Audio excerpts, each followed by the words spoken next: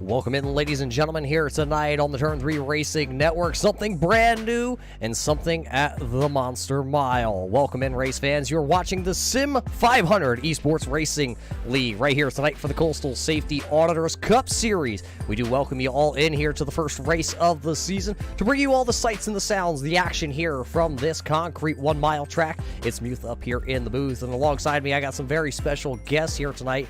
Harold Danner here in the booth with me. Harold, we're going to see some great racing here. The Sim500 League never disappoints all the race fans.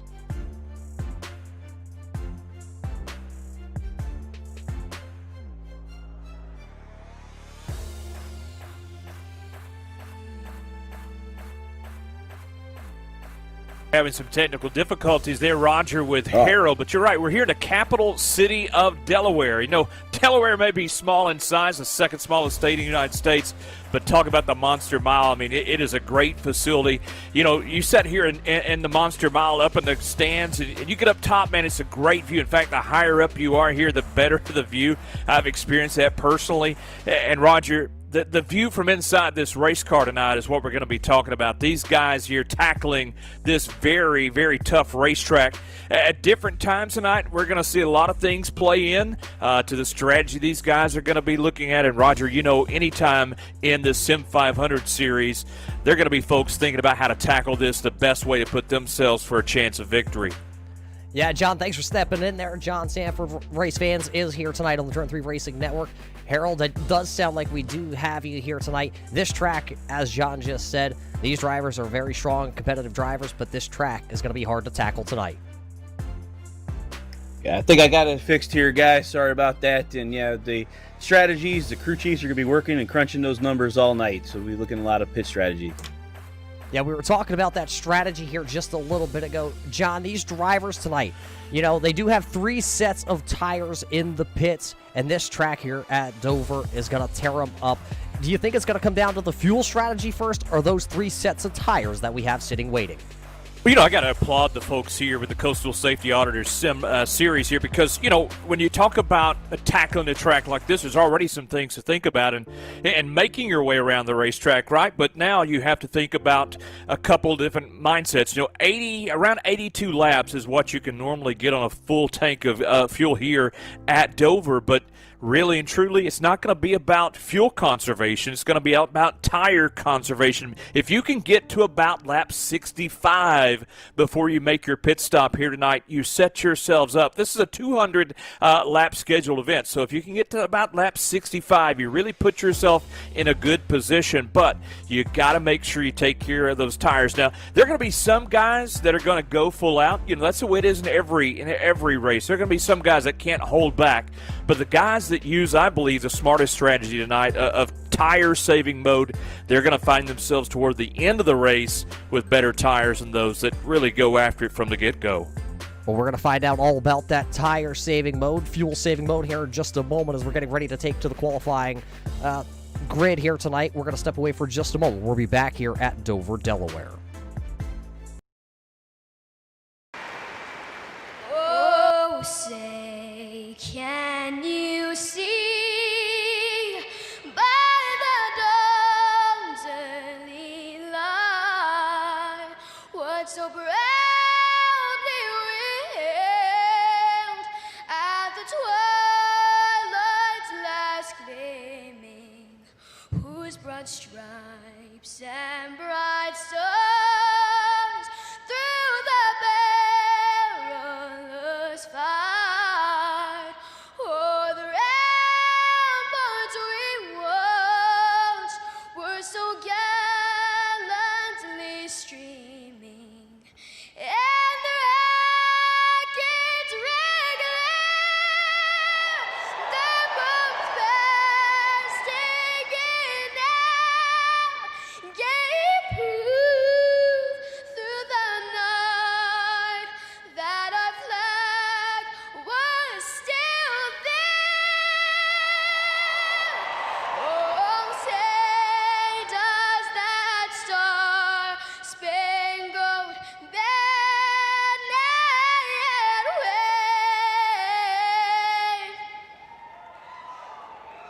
o'er the land of the free and the home of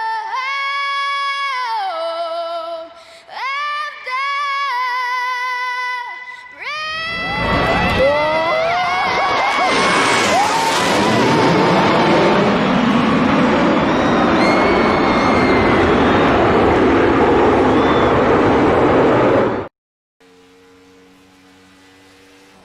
Welcome back, race fans, here to the Dover International Speedway. Qualifying here for the Sim500 E-Racing League is underway as we watch one of the drivers that are out there onto the speedway right now. A couple drivers have already turned in a lap time. We were watching the 24 of Jeff Shrewsbury. Shrewsbury here tonight has logged in early tonight. He's logged in early in qualifying here.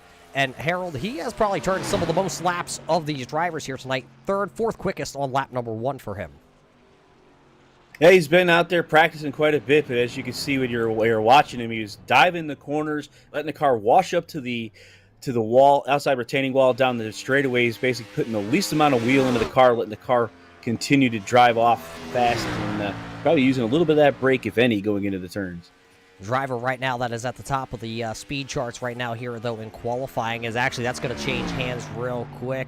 John, it looks like a brand new quick time out there. Yeah, Robert Gillenwater just turned in a 21.816, and so he just now got taken by Sean Casto at 21.799. So these laps turning in, and some of the top spots trading rather quickly. So right now, it looks like 11 drivers have turned in a time, and one of the very fierce drivers as we watch the 52-speed energy machine come back across the start-finish line. It looks like a little bit slower on lap number 2, so lap number 1 going to be the quick time for the driver of the 52-speed energy machine. But that didn't last very long because the Colby Eye Paints number 39 of Daniel Falkingham now takes the top spot, and it looks like it'll be a one-and-done here for Daniel Falkingham. Harold, now 13 drivers, those top spots are starting to be taken here. You know, it looks like these guys are playing a little bit of strategy. They let the track heat up a little bit, get out there and put a faster time in. So the guys that started out earlier with the cooler track, a little slower. Like Jeff, all the way back in 10th now. Yeah, Jeff was one of those first drivers out onto the speedway, so we'll have to keep an eye on him. Right now, here is the Chevy-sponsored number 90. Pedro out here. Let's see where Pedro's able to... Oh, and quick time. It's going to go to second quickest, actually, with a 21.74-second lap. John, these drivers tonight, though, down low here in qualifying. Will that groove stay there once we head to race? I'll tell you what, you're going to turn into Darrell Waltrip and Michael Waltrip after a while. It looks like tonight, as this racetrack continues to go through its maturation process, get a lot of rubber laid down. That top side of the speedway is going to be the saving grace for some of the drivers out there tonight as they try to conserve tire wear. And I've been seeing guys in qualifying tag the wall, so that'll tell you on these exits off of 2 and 4, when you're going all out, man, you can certainly tag the walls. We saw Kevin Brown do just a moment ago. Yeah, right now it looks like 17 drivers have taken that time, and you are watching the only one out there on speed. This is the driver of the number 30, the Lung Force Toyota number 30 here tonight. Brian, is that McAcklin? I believe we see here. Right now he is the 8th quickest driver onto the speedway. Nobody else is currently out there, so 17 drivers, you see them on the side of your screen with about 40 seconds left in qualifying. I don't believe we're going to see anybody back out there. John, do you think this is going to be a race where starting position is really going to matter this much? No, definitely not, because I believe some of the guys who were the back of the speedway, Jeff Shrewsbury is one that really comes to mind, are going to be in that tire conservation mode. He ran 67 laps in practice. A lot of those laps were just seeing how the tire wear was going to affect his machine. So some of these guys, I'd say from about 11th on back, are going to be using a little bit different strategy than, say, a Daniel Falkingham, who is traditionally one of the quickest drivers here in the Coastal Safety Auditors Cup Series. Well, it looks like qualifying has officially timed out here, and it looks like starting P number 1 tonight will be Daniel Falkingham. We'll get to your starting lineup here in just a moment, but race fans, we got to thank you all for tuning in here tonight on the Turn 3 Racing Network. But, Harold, it looks like it is time to start the starting lineup. All right, we have Daniel Falkingham on the pole tonight. Pedro Mojica is number 2 on the outside. Row number 2 is Byron Daly. Outside, Sean Casto. Third row, Robert Gillingwater and Kevin Brown. Fourth row, Brian Fallon and Brian Macklin. And the next row will be covered by John.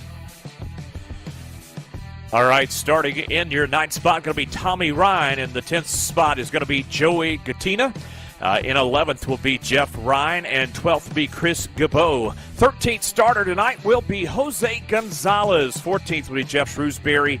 15th will be Glenn Campbell. 16th will be A.J. Browning in the number 88 machine. Your 17th starter will be the 57 of Brad L. Bothwell. Starting 18th will be the 015 of Nick Silver. 19th, and these guys did not take time, that's Greg Wellen. As well, starting in 20th, going to be Ricky Harden. Louis D. Sarabi did not take time. Randy Yoakum, Del Knott, Gil Brooks, Gerald Livingston, and Don Runkle Jr. round out your starters. And let's head back, because I believe they're getting ready down in the starting grid. That is your starting lineup here tonight for the Sim500 Coastal Safety Auditors Cup Series tonight, right here on the Turn 3 Racing Network. Once again, we thank all you race fans for tuning in. Right now, 26 drivers have taken to your grid, I believe, as we are still awaiting a couple of them just to pop in. It looks like we may have finally had our final driver take to the grid here. 200 laps going to be the distance here at the Dover International Raceway. And race fans, I hope you're ready, because this is going to be race 1 of a ton of racing to go this season. Harold, we talked about this track, the tires, the fuel already, but now we're going to add those drivers, all 26 of them, once we leave pit road here. It's going to get hectic. This track here tonight goes up at one end, down at the other. It is not a flat or smooth raceway. A lot of excitement. Belts are getting tight. Crew chiefs are in their ears. Fans are up in the stands rooting their favorite driver on. The excitement is starting to pick up. Yeah, I don't know about you, John. I'm pretty excited up here in the booth. I'm glad to have both yous along for the ride here tonight with the Sim500 guys. And what are you really expecting? Who do you think's going to have the hot shoe tonight? Well, here's the thing. This is the start of Segment 3. Segment 2, Peter Mojica, Jeff Ryan, those guys dominated Segment 2, but now Segment 3, it's a brand new beginning for these drivers, so a lot of guys are hungry. They want to come out in Segment 3 early and prove themselves, and there's not very many tracks in NASCAR that you can prove yourself more so than right here at Dover International Speedway. They don't call it the Monster Mile for nothing, folks, and that monster, he'll reach down and grab your race car and wad it up in a hurry. So if you want to prove yourself, if you want to put yourself in place for victory night, you better do it very, very much in tune with this racetrack, because you have to race the racetrack. iRacing pace car is officially off, so here we go. We're getting geared up for the 200-lap main event for all of you tonight. The Sim500 eSports Racing League is officially green flag here at Dover as we race down into turn number 1. Falkingham's got a great start down to the inside. That outside lane there, that number 90 of Pedro Mojica, looks like it did not get going as he's going to drop all the way to the 3rd position, but the battle is for the race lead. Falkingham will battle into turn 3, and a big wiggle by the 06 back there of Byron Daly. Yeah, it looked like the 06 was looking on the inside of the 39 car, got himself a little bit loose when he was backing off, decided not to push the issue.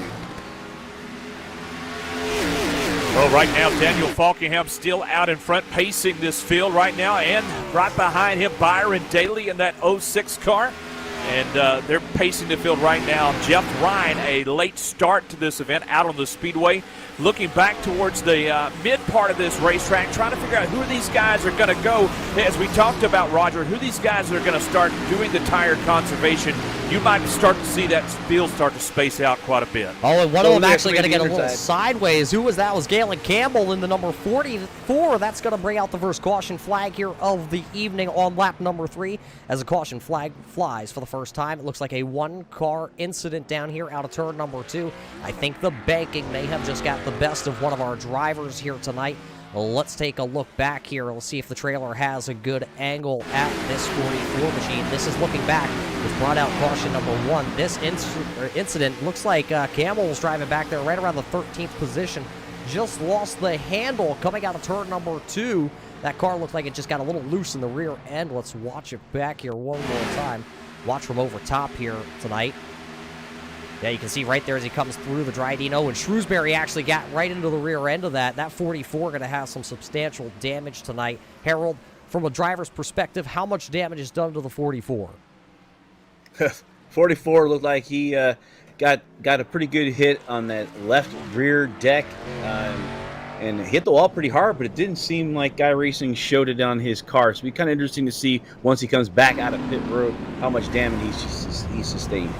Yeah, so he'll bring it down pit road. A couple other drivers right now. Brooks going to be down pit road. A late entry here tonight of Ricky Harden. He is down onto pit road also with Runkle. But it looks like Shrewsbury, the other driver that was involved in that, he will actually stay out here. So that really makes you wonder how much damage is actually done to the driver of that 24's Busch Ford Mustang here tonight. John, that car looks pretty good, but maybe just a little wrinkle. Here at Dover, will that cause any overheating issues tonight?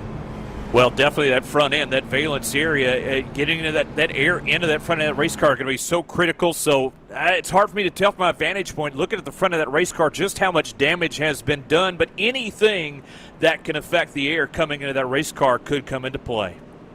We'll have to keep an eye on that as the marbles build up here at Dover, because they will. This track tonight, you're going to see a lot of these drivers early on probably start way down on the bottom, and we're going to see them start to migrate up the track as the tires start to wear out. We talked about that tire conservation that we're going to take a peek at a little bit later on. It looks like all the drivers that came down pit road at this caution break, it looks like fuel for most of them, and just kind of checking out what kind of damage is done. It looks like Campbell is on his way back out onto the speedway. He will stay on the lead lap, but that car is very severely damaged here tonight. We're keeping an eye on Campbell and see where he's going to wind up being able to really rebound tonight. We just saw a little bit of a preview here, Harold, of what we're gonna see the rest of the way tonight. Yeah, like they were starting to spread out single file.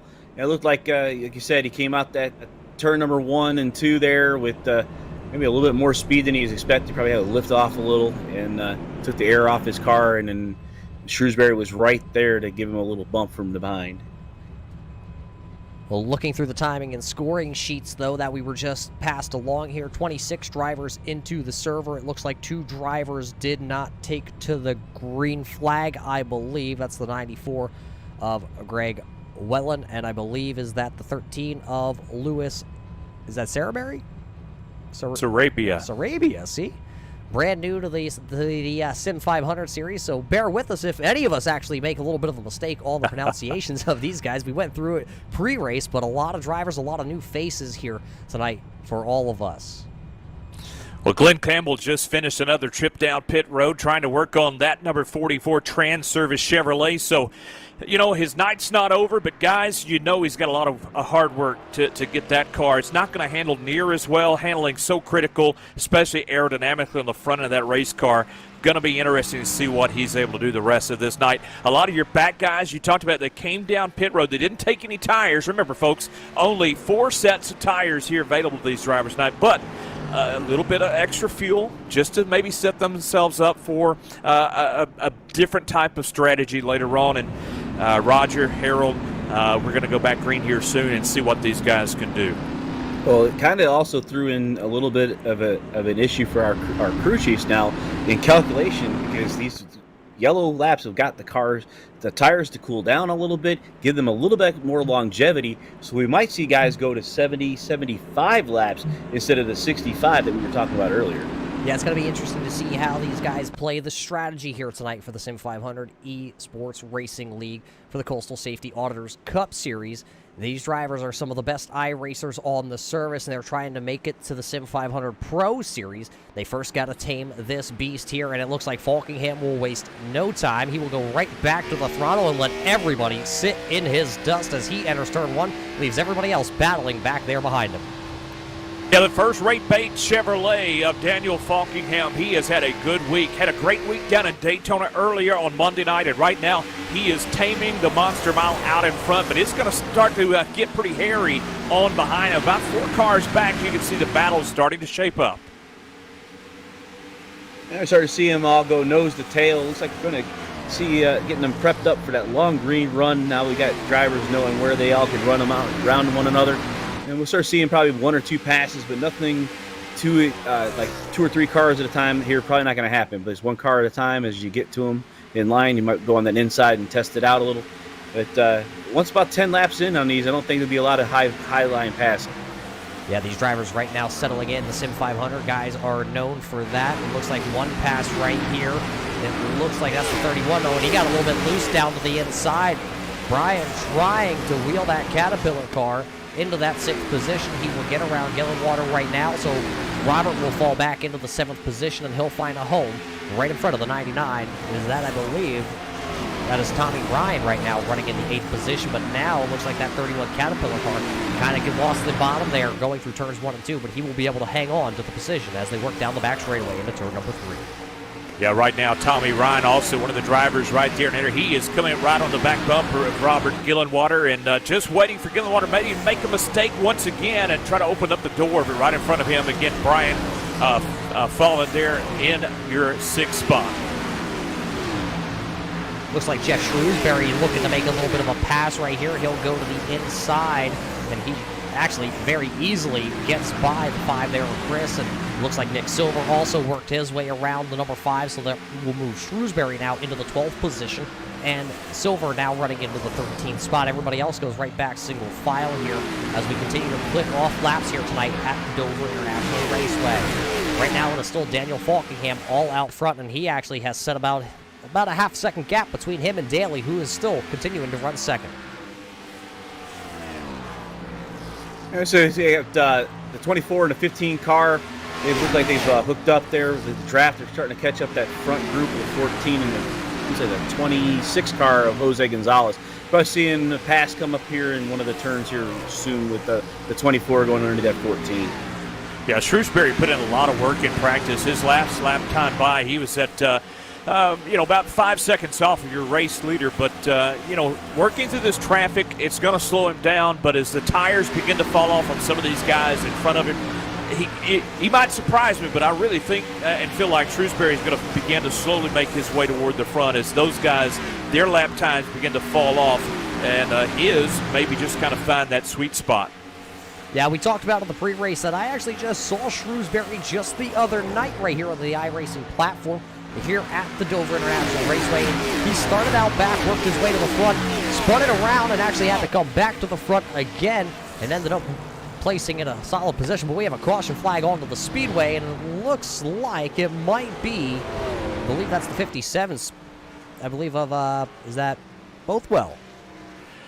Yeah, Bothwell went around. Now he's down on pit road to the attention of his pit crew. So damage on that number 57 machine is going to get him some work done there. The Habitat for Humanity number 57 down on pit road, and he is done for the night, guys. So Brad Bothwell done here in your Coastal Safety Auditors Cup Series tonight here at Dover as you're looking at the replay. Yeah, when you watch the replay, it looks like it's just Brad up into the outside wall. I don't believe any other driver was wrapped up in that. We'll watch it back here once again.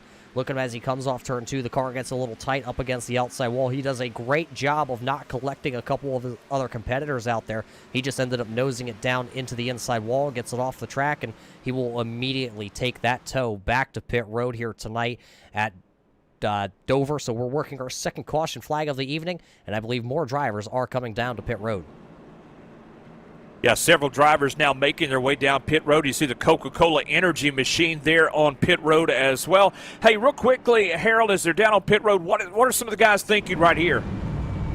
I think they're going to look at possibly looking at fuel to extend.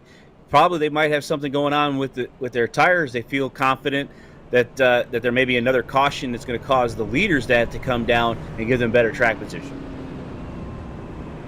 So interesting strategies here as we work our second caution flag of the evening here tonight in the Sim500 Coastal Safety Auditors Cup Series. It's the season opener here from Dover. Some great racing we have seen here. Two, call it individual spins. Really, I guess you can count it. 3 drivers have been involved in 2 different caution flags here. But all in all, tonight is so far in the first, we're called not even a quarter of the way really into this tonight, John. We have seen some great racing from these drivers, and it's exactly what we have expected. Well, what we've seen guys do so far is when they're making passes, they're setting themselves up. They're not aggressive right now. They're not going after passes aggressively. It's a lot of drivers, a lot of give and take right now, which I think is wise this early on in this event. You know, we've witnessed it a couple times where drivers just kind of moved over and let the driver take the spot and then hopes that maybe he gets that spot back later on in the tire run. But the strategy right now, guys, nobody has taken tires yet. Everybody's just coming down, topping off their fuel tanks, just seeing how much they can get out of this run, and again, that tire conservation. But one question real quick, Harold, what about heat cycles on these tires? How does that affect your race car at a place like Dover? Well, that's what we were talking about earlier with the caution lap that came early.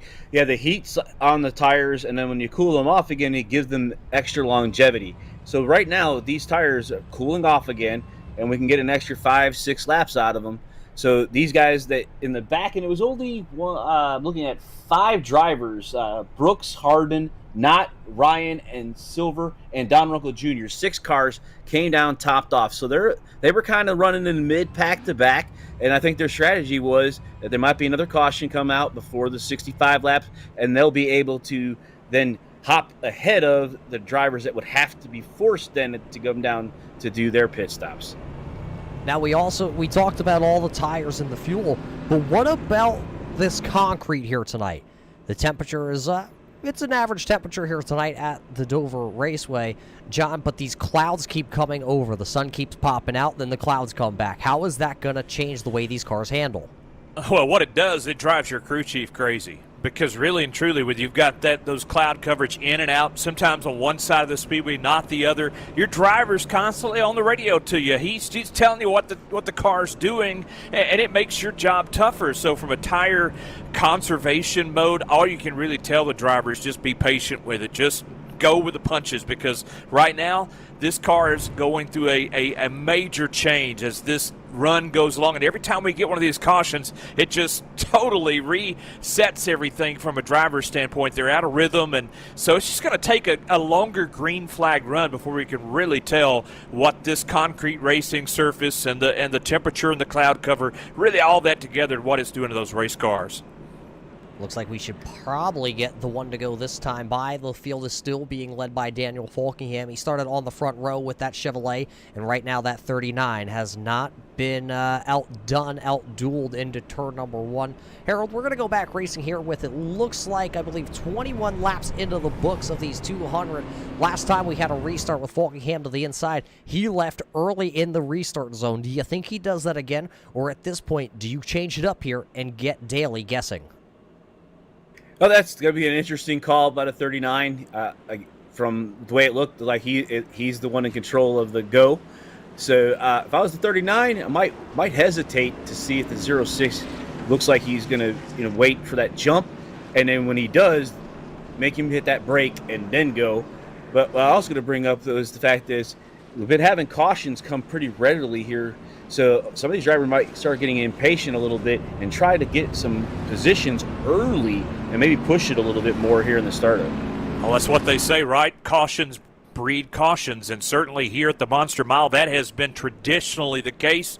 As we get set to go back green flag racing here in a moment, it's really, when it comes down to it, Roger, what is the ultimate goal? To finish first, you must what, Roger? You first got to finish, and things like these caution flags we have seen are going to take a couple of these drivers out of finishing this race here tonight at Dover. But the iRacing pace car will make that left-hand turn off the banking, and we will go back racing with officially 21 laps in the books here tonight. Falkingham going to lead us down here into the restart zone. This time he fires off just a little bit later than last time, but the green flag is once again waving, and Falkingham is gone. The race battle is for the 3rd position as they enter 3, and that's going to fizzle out real quick. Pedro is going to take the 90, and he's going to secure position number 3.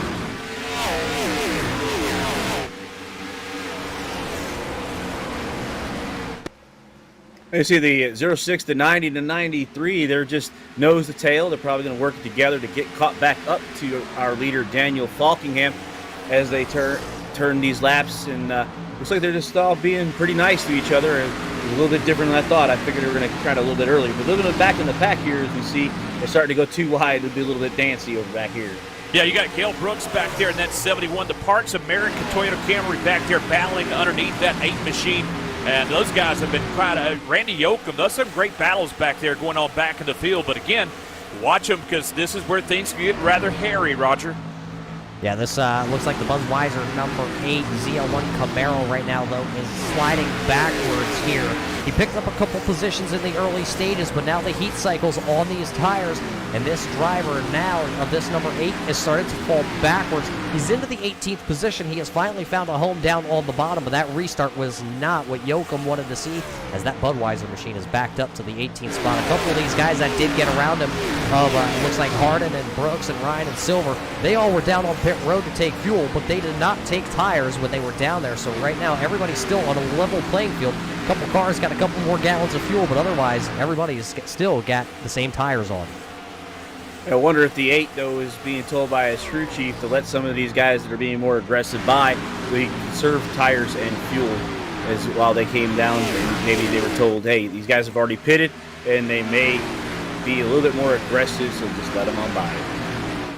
Well, right now, I tell you what, just looking up front at what's going on up front with Daniel Falkingham, this probably, to be honest with you guys, is the closest Byron Daly has been to Falkingham at this point in a run. Falkingham's just walked off and left him the last 2 times. But that machine right now, that first rate bait machine is up front, has your race lead. Transfer is also on board that machine.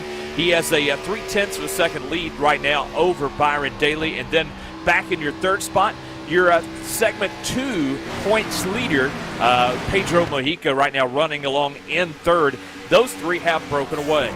Yeah, those 3 broke away, but it looks like somebody was just sideways that time off of turn number 2.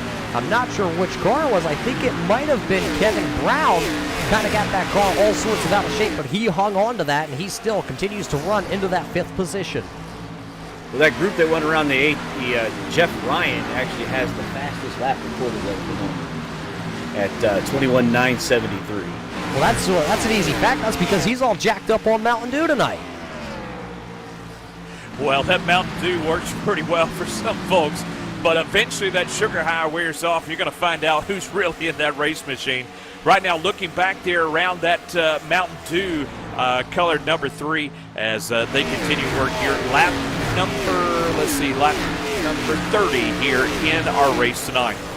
Yeah, closing in on that, we're calling about the 50-lap marker here in just about 20 laps. It's where we were guessing in pre-race. We were really just throwing around numbers, and we figured probably lap 50 to 60 we would see those drivers come down to pit road.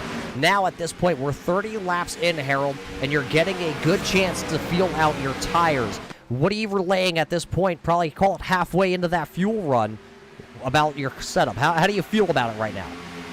This is right where, especially with the amount of green flag runs we got, green flag laps we just put in, the driver should start to be able to feel how the car is entering and coming off the corners, letting the crew chief know, hey, I might need a little bit of pressures on my right sides, or if the car is just too tight or too loose on entry. And that's going to really take into toll how bad those right front tires are going to get scrubbed off by, as you mentioned, the concrete of the Monster Mile. As we see, the 06 is catching back up to 39. Not sure if he was letting off to get, say, some tire, or the 06 has just gotten to his draft. Yeah, watching those two drivers, it seems like they have, we got to make it clear to the folks out there watching, they're not running the speeds that they were running in practice. I mean, their speeds are about maybe 4/10 slower than what they were running in practice. And looking at that was a 21.6, I believe, is what they were running in practice, and I think the last lap by was a 22. So you can see they're not running the speeds that they were running in practice, but right now they're settling into that rhythm. Falkingham, the last lap by was a 23.416, 495. So they're just right now filling this racetrack out, and let's see if Byron Daly begins to push the pressure on Falkingham, or is he content to run in second? Yeah, he is all over the back of this number 39. He'll take the peak down into turn number 3. Falkingham expected it, but both drivers actually going to wash up off the bottom here. Now out of turn number 4, up that little bit of an incline at the line. Going to lead his first lap tonight. Going to be the number 06 of Brian Daly. He will jump up in front of Falkingham. So new race leader here with 35 laps officially into the books, but don't count out Pedro and Sean. They have already caught back up. Now it's a 4-car battle for the race lead here at Darlington. Right, Pedro here is looking also to set up that pass in the 39 on the low side. This is 06, as we were watching him, he was looking to that left rear quarter panel of the 39 car and waiting for it to wash up the track, which gave him the opportunity to make that dive underneath the corner. Yeah, right now, Byron Daly, your brand new race leader. And what that really did, guys, that allowed Mojica and Casto to close up that gap. And also, Brian Fallon there is also in your 5th spot. He's only about a half a second off your race lead. So what it really did, it bunched up your top 5 a little bit more than they were. As you look at that 90 of Mojica, he's going to be all over Falkingham as well. And you start to wonder, is Falkingham's car going to begin to fall off more than some of these other folks? Yeah, Daniel Falkingham, one of those drivers that will always take care of his stuff. The question is, though, it's the season opener here now. Did he try and get a little bit excitement, or a little too excited in these first couple of laps, and did he run off the good on those tires? Because remember, the first couple of times we had those restarts, Falkingham really got out to a huge lead over the field. It was about a second. I believe the smallest gap that he pulled was, call it a second and a half, as I believe that was Daly getting real close to the wall out of turn 4. But now Falkingham back all over the back bumper of that 06 machine. Falkingham is definitely looking for an opening to shove that car down and try to get that lead back from the 06 machine. I'd say give him about another half a lap, and he'll be looking for him to make that turn in there if he doesn't get that challenge by the 90 first. Oh, that time there in the middle part of the corner, you saw that car just really go up the banking and opened up that little bit of a view for Mojica there, up off turn number 4, down the front stretch, around back into the groove where he wants to be right now behind your race leader, Brian Daly. That time by, he ran a 23.956 to Daly's 8.55. But what's happening on that 39, as you saw there, Roger, kind of washing up in the middle part of the corner. You do that enough, Mojica's going to snap. He's going to get that spot from you. Yeah, you also got to remember, though, Falkingham isn't used to being in second place now. He spent those first 38 laps of this race lead out front, and now he's back in that little bit of what they call dirty air here at Dover. Yeah, it's not a big mile and a half track where a lot of times we get to say aerodynamics really play a factor, but there's still an aero push here at Dover when you get stuck behind one of these we're calling the cup cars. There is still a big wake of air, and that dirty air is going to get those front tires to push just a little bit through the center of the corner. So Falkingham got to be really careful here not to get that aero push, because Mojica will take that advantage right away. I think that Falkingham is actually wanting to go to the next groove, but he's actually concerned that if he does, the 90 will take advantage of the inside line. The last 2 laps, I've seen him go up the racetrack, but if he enters in higher, he will take less pressure on that right front tire, which by now is probably wearing pretty thin. Yeah, exactly. A great point there. Sean Casto's the same way. You can see a couple of these drivers just peeking up in that outside groove, just maybe testing the waters there to see if enough rubber's laid down. And you can see the darker side of the racetrack, still that normal racing groove here at Dover. But as these laps begin to tick by, somebody has to be your guinea pig. Somebody has to go up there and start to lay down some rubber. But you don't want to lose any track position in the process. As you see, Casto right there all over the back end of that number 90 of Mojica. So these top 5 drivers, you've got Daly, Falkingham, Mojica, Casto, and Falling, all about a second separation from first to fifth. And they're all basically running and right in that normal groove. So eventually, somebody's got to go up top. Yeah, somebody will. These drivers are some of your closest drivers onto the track.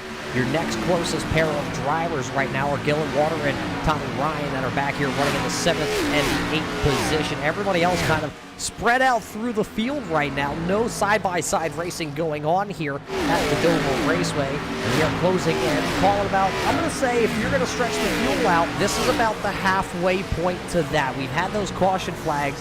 You know, we were really guessing 81, 82 at the most of the fuel tank. I think now with those caution flags, you might be looking more towards 90.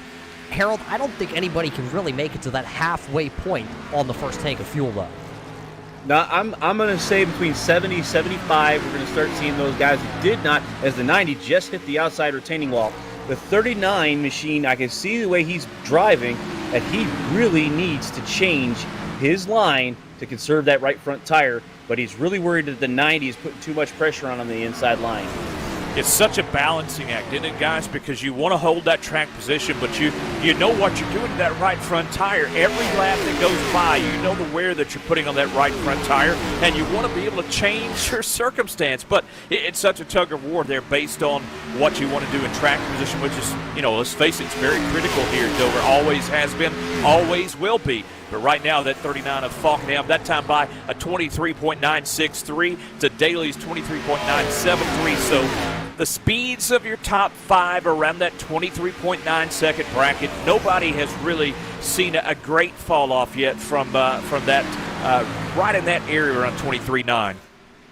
I've been watching these last couple of laps. The 9 and the 90, both in the last few laps, have come off the low line in the turn and have come all the way up to the outside retaining wall and have rushed the wall with their right rear. That means they're coming off with too much speed, so they're going to have to adjust their line slightly so that there could be, because it got to be full throttle on the way out of the turn. Otherwise, they're going to get run over from behind. And you talk about being sideways and whatnot. The number 30 back here, Brian, who's running into the 6th position, he had this car all sorts of out of shape last time out of turn 2. He was able to hang on to it, but that 30, well, he was exactly trying to do what you said. Take that right side and put it up against the outside wall, but he saved it, and there is actually no damage to this Toyota. So right now, he is still good and running in sim. That's right, the Lung Force Toyota there, as you're speaking about, Brian Macklin. He took a deep breath there, right there, as he's got a gap between himself there in that 6th spot up to Fallen there in 5th. But the main thing for him, if you make a mistake, don't let that affect the next several laps. Just gather it back in, take a deep breath, no pun intended, but just do what you can to take care of that race car, because you overheat those tires. Sometimes here at Dover, Harold, it takes a few laps for things to come back in. Yeah, we were watching him, and he was actually running the middle groove or the low middle groove.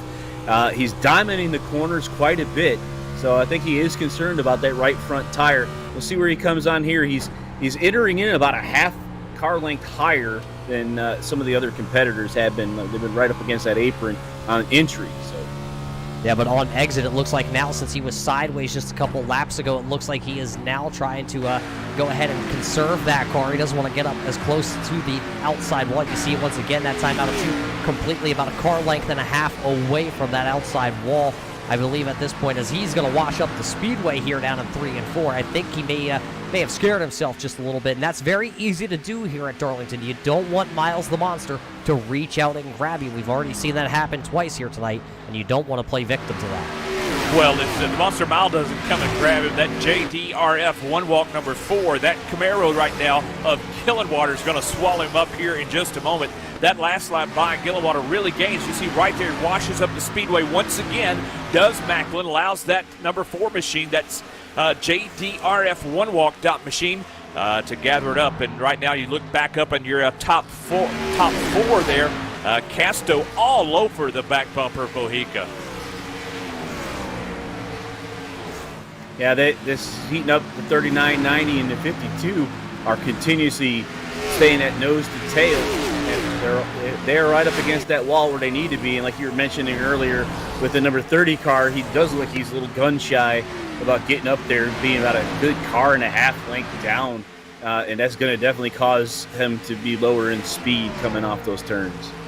Right now, though, Daly has opened up about a 1.2-second lead over Daniel Falkingham, and he is starting to almost catch it. Oh, I was going to talk about the lap traffic we were just about to get into, and Jeff Ryan had a big moment with his Mountain Dew. I think he reached over to grab another one, and he was completely jacked up sideways, almost hit the inside walls. Now we have the battle for the second position. Mojica down to the inside on Falkingham. They will go side by side down into turn number 3 and 4. The inside lane, now it looks like Falkingham is going to be stuck to that outside. As no, he's going to find a hole there. So now Mojica and Falkingham just going to swap positions 2 and 3.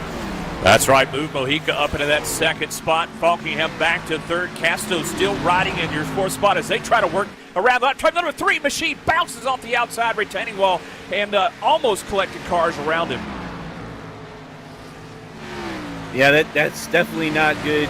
It's difficult to race the Miles track, and when you're the lap car, you're just trying to get out of the way. It looks like he got too much right wheel into the car, and Miles reached out from the outer retaining wall and grabbed him and pulled him right up in there.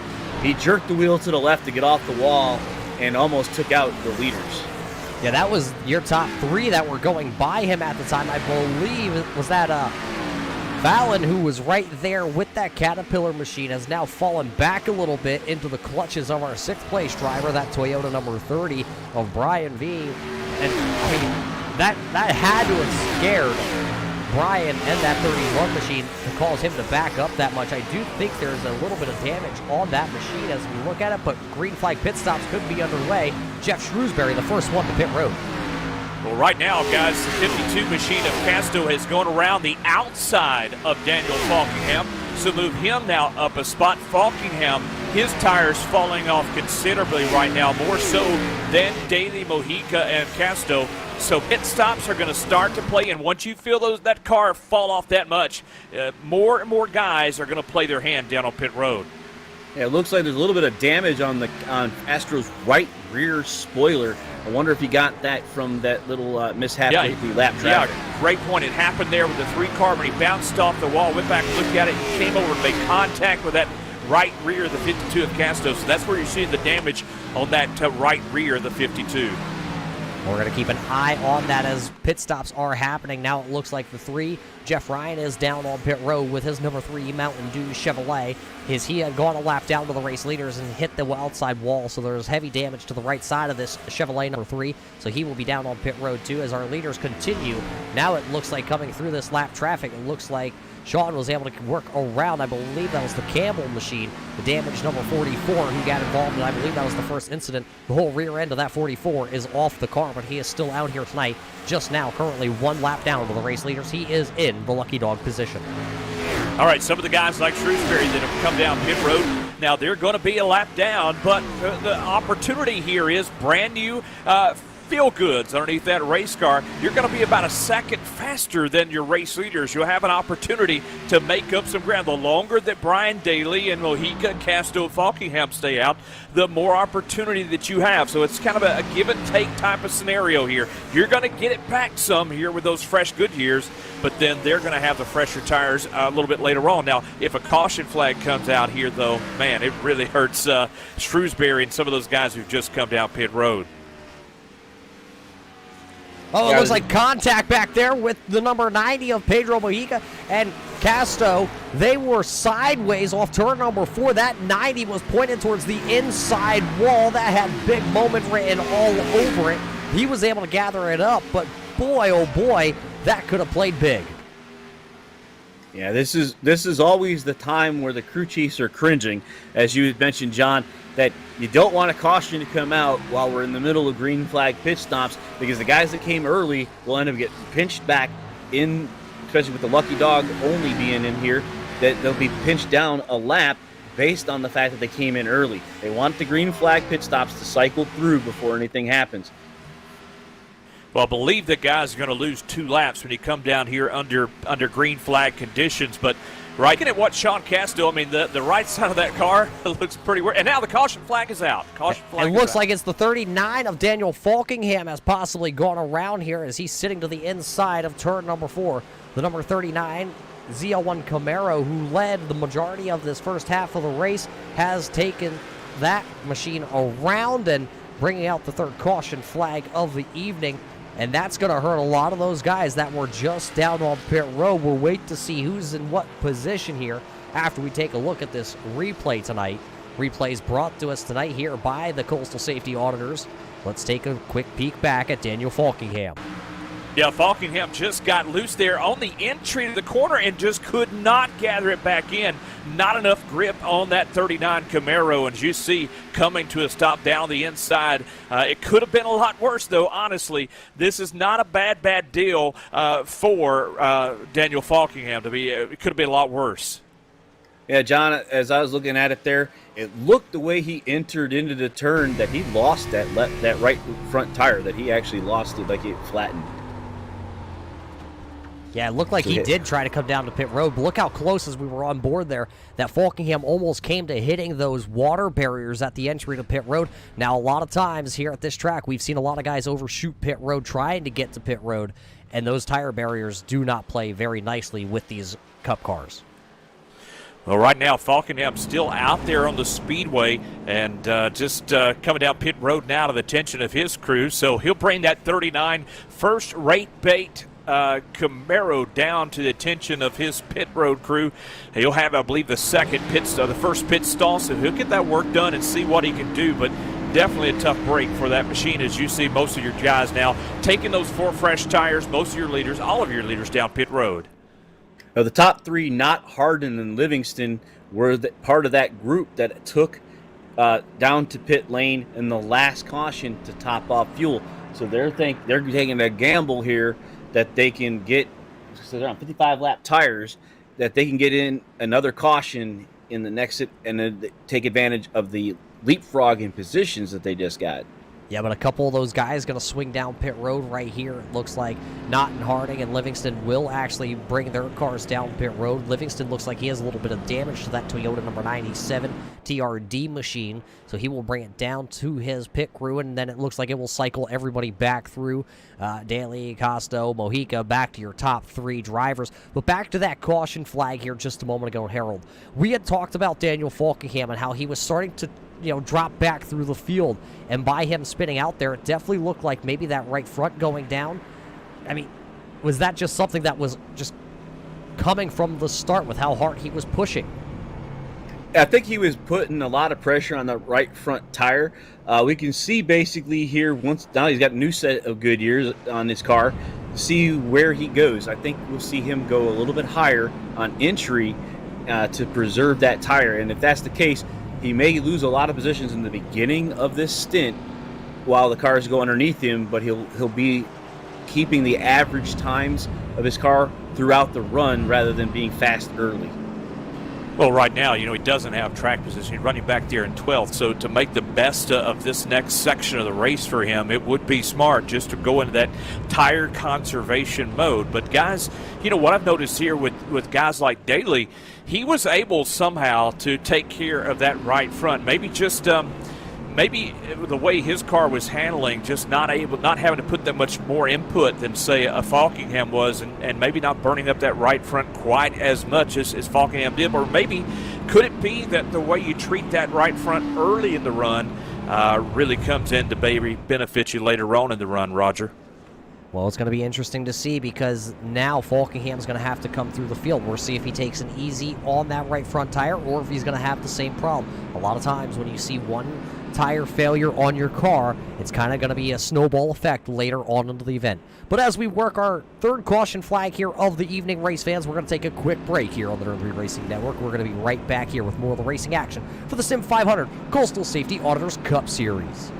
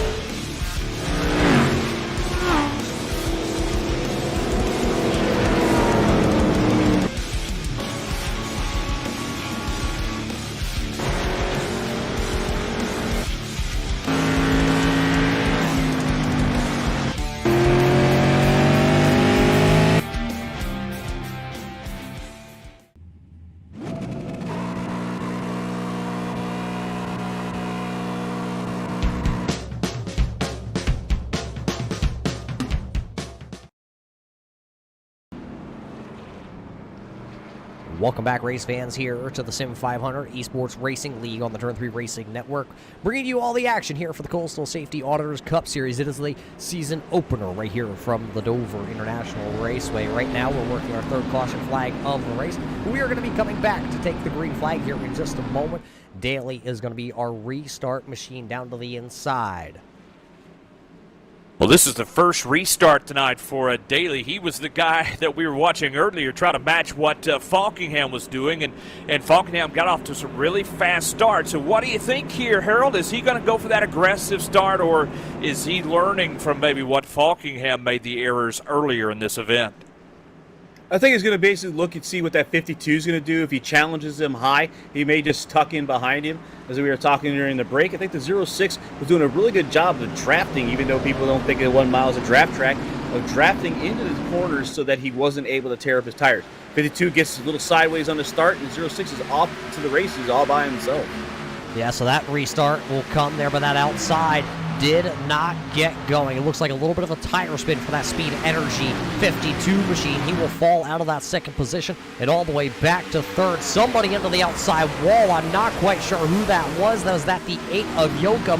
He took the Budweiser number 8 into the outside wall off turn number 2. He lost a spot to Daniel Falkingham. Falkingham back up inside the top 10 as Shrewsbury is back there battling for that lucky dog position right now.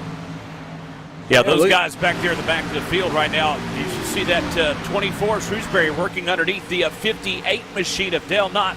Also the 14 machine, also Joey Katina right there towards the back of the field. Those guys getting that wave around now, 1 lap down, trying to make up some ground. Yeah, you see Daniel coming in there, dropping underneath another guy, taking that inside line. I think Daniel is taking the stand now of, I'm going to get what I can get while these things are fresh. But right now, he is running in that 9th position as we look a little bit farther up. Nick Silver, who started way back towards the field, towards the 17th position, I believe it was, where he took the green flag here tonight. He's got that Coca-Cola energy machine now all over the back of that Fallen, who is right there into that 6th position. So Nick Silver right now is the biggest mover and shaker of this race, as we're about 21 laps away from the halfway point home here tonight.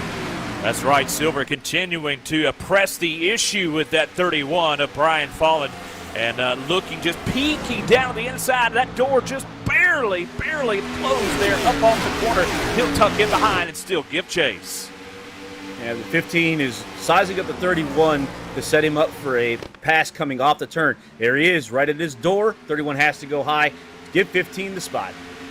Yeah, as the 31, though, of Brian, though, goes high. Now here comes Gillenwater looking to see if he can find a way around this 31, who's struggling just for a couple of moments here, trying to catch his breath. This is Dover. This is such a rhythm track, as it looks like that 31 had a little bit of internet connection issues there. Now Gillenwater will go down to the bottom side.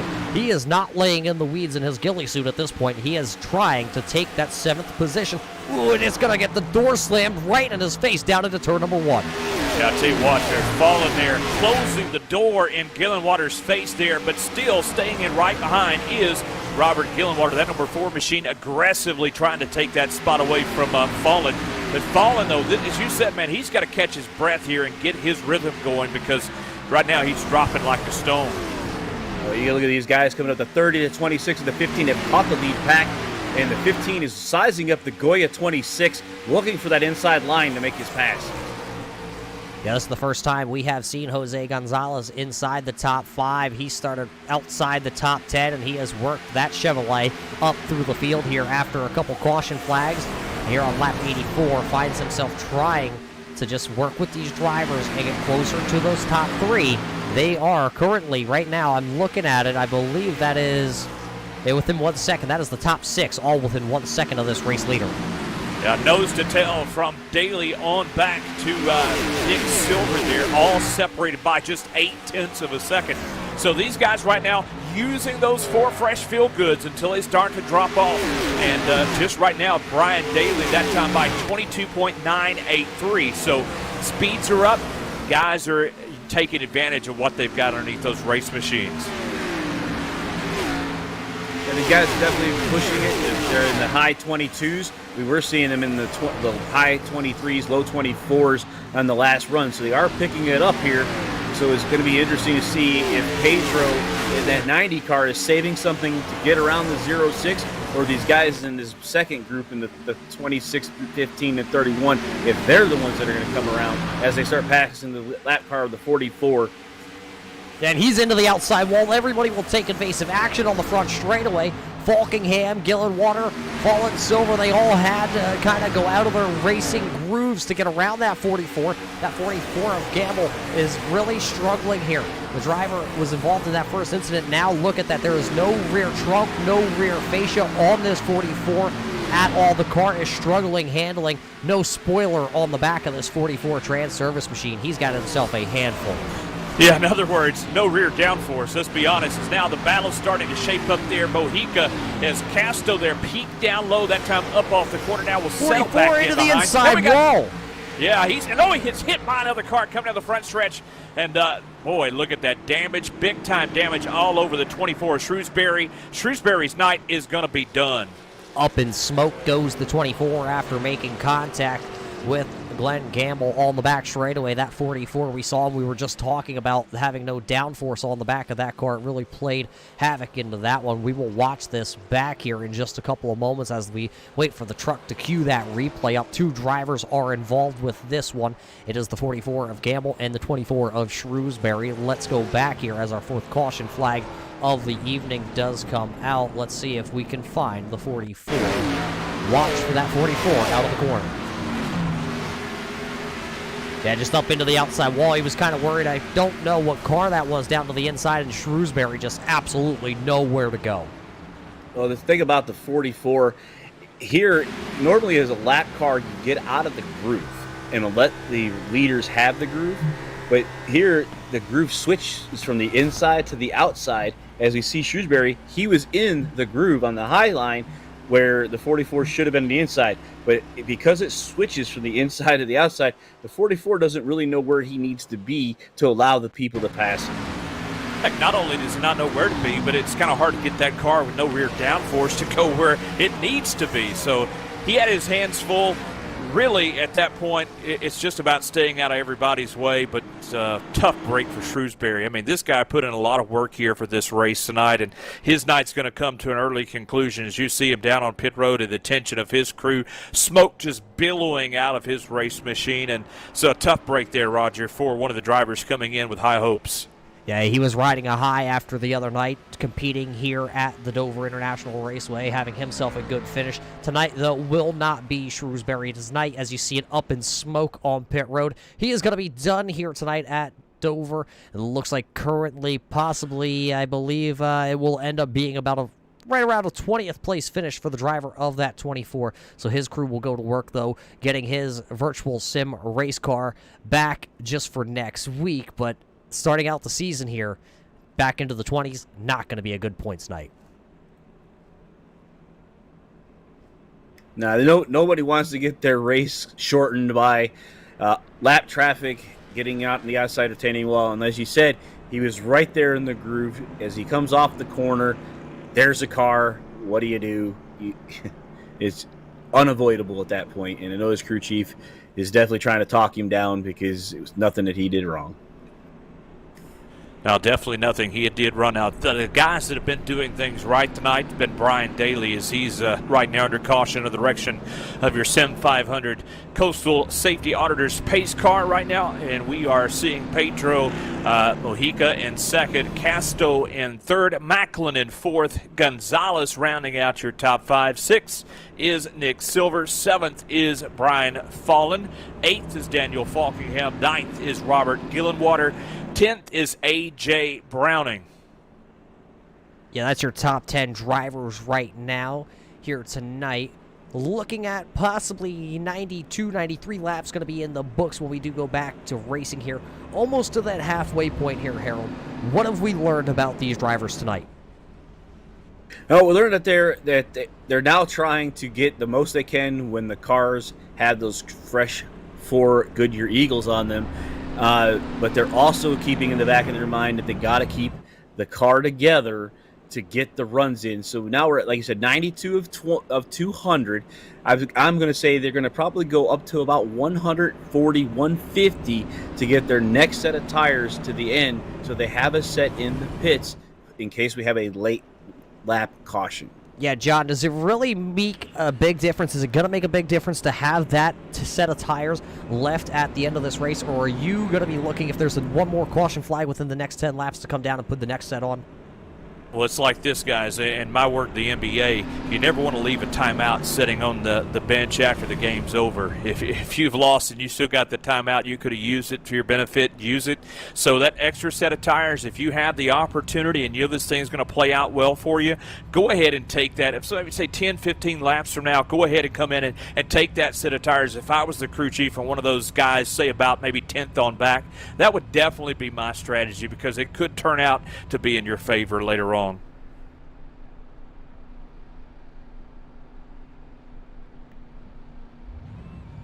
As we sit here, we're looking out the back of Daly's car at the 90 and Sean Casto, the 52. I'm looking at both of their cars. The 90 and the 52 both have spoiler issues on the back. It didn't seem like it was hurting Mojica or Casto that much, but there is downforce issues, and they're going to have to worry about that maybe on the long run. Yeah, looking at the top 4 drivers right now, I believe that 30 machine, he'll start the second row to the outside. I think he has the cleanest car out of the top 4 because there's damage on the 52, the 90, and if you look closely at Brian Daly's front right, there is also damage from him getting into the outside wall, either out of turn 2 or turn 4. So we'll see if that's going to make either of those, or that number 06 machine, get tight here, and if Brian and that 30 machine is going to be able to work around them with his clean Toyota Camry here tonight. But don't hold out right now. Nick Silver, still your biggest mover. He is up 13 spots. He'll restart 6th here on lap 93. Yeah, Silver done a great job here so far, keeping that race car clean and moving slowly but surely toward the front of this race field. So when guys like Falkingham would drop back, he's taking advantage of it. Right now, your pace car down on the pit road is looking for the green flag, this time off of turn number 4. So folks, strap in and hold on tight. Once again, it's time now for more green flag racing.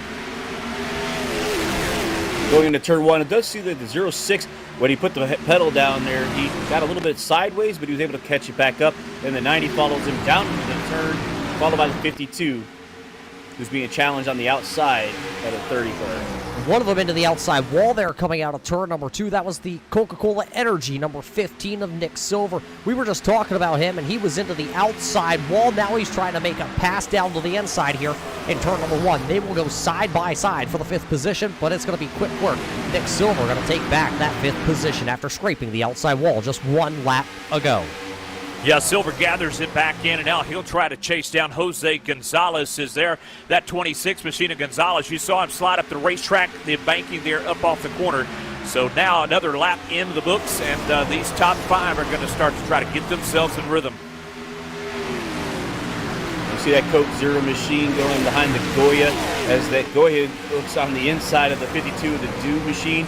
It looks like the 26 is, like we said, he's a very clean race car, and he's got those 2 slightly damaged cars directly in front of him. And I know from a driver perspective, I can see the damage on the 52, and I'm like, I gotta be faster than him, and I want to get around it. Yeah, but it is Dover, and aerodynamics not going to play a huge factor unless you were like, I believe that one was the Campbell machine who has lost the whole deck lid. Then downforce and aero really becomes a big factor here tonight. Take a look back. Just who's running back there into that 8th position. He is making his charge back through the field. Daniel Falkingham, after losing a right front tire here tonight, has already worked himself back up into the 8th position as we approach that halfway point home tonight.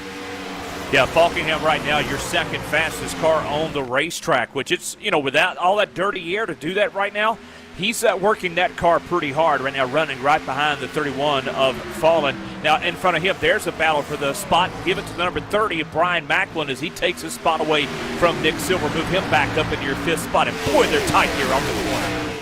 Yeah, 39 of Falkingham looking under that 31, while the 15 was trying some defensive driving off the 31 to keep him behind him in that cat machine. Right now, all these drivers are single file here, trying to find a home. The 31, though, looked for a moment down to the inside of Gonzalez, but he did not have a run built up big enough to propel that machine into the 4th position, so they just went back single file here. We got to look back here at, I believe that's the number 4. That is Robert Gillenwater. He has moved himself, still sitting there behind Daniel Falkingham. They got around A.J. Browning back here. Haven't talked much about the driver of this 88 here tonight. He is having himself a solid night. Up 6 positions. He is into the top 10 for the first time tonight. Yeah, A.J. Browning, as you said, running back there in the 10th spot. Just trying to stay clean and green here tonight. Your top 10 right now are separated just by about 2 seconds. So A.J. Browning, the furthest back in that group off of your race leaders, but up there for about that 5th spot where Macklin is. Man, Macklin has had an interesting night. Let's just put it that way. He's had some times where he had to gas some air, quite literally, because of some exciting moments here on this Monster Mile. But right now, it's Nick Silver that's trying to give chase to that number 30. A little bit of a block down there into turn number 1. I believe that was Casto blocking Gonzalez. That speed energy machine with the damage looks like he is starting to lose pace with Daly and Pedro right now, who are running 1 and 2 onto the speedway. Everybody, if you take a peek, are starting to move up the groove in the center of the corners now. Yeah, as you see, Gonzalez had the run on the 52. He came down the track just enough to make him back up, and then it allowed Macklin to catch up to the 26 to take another run. Looks like the 30 is going to challenge him to the inside line going into turn. Yeah, Macklin now down low underneath that number 26 of Jose Gonzalez to put the Goy machine back to 5th and move a hard-charging Macklin now up to your 4th spot on the speedway. They go back nose to tail here, trying to run down. Macklin's trying to run down Casto, who's running there into that 3rd position. As we look off the back end here of that 52, you see the damage to that right rear. Just a little bit of a separation from the body and that spoiler. We'll still keep a close eye on this machine, as it looked like he had a pretty good run off of turn number 4, but that Macklin machine is on a charge. I think he's one of the quickest drivers right now out onto the speedway. Last time by, Macklin was the fastest out of the top 10 drivers. Yeah, we got Macklin that, like you said, he's moved up the racetrack. He's starting to get that midline going, and which allows him to carry more speed off of the corner because he's running a little bit higher, and he's going to catch people up on those straightaways and try to make possibly an outside line pass in the corner.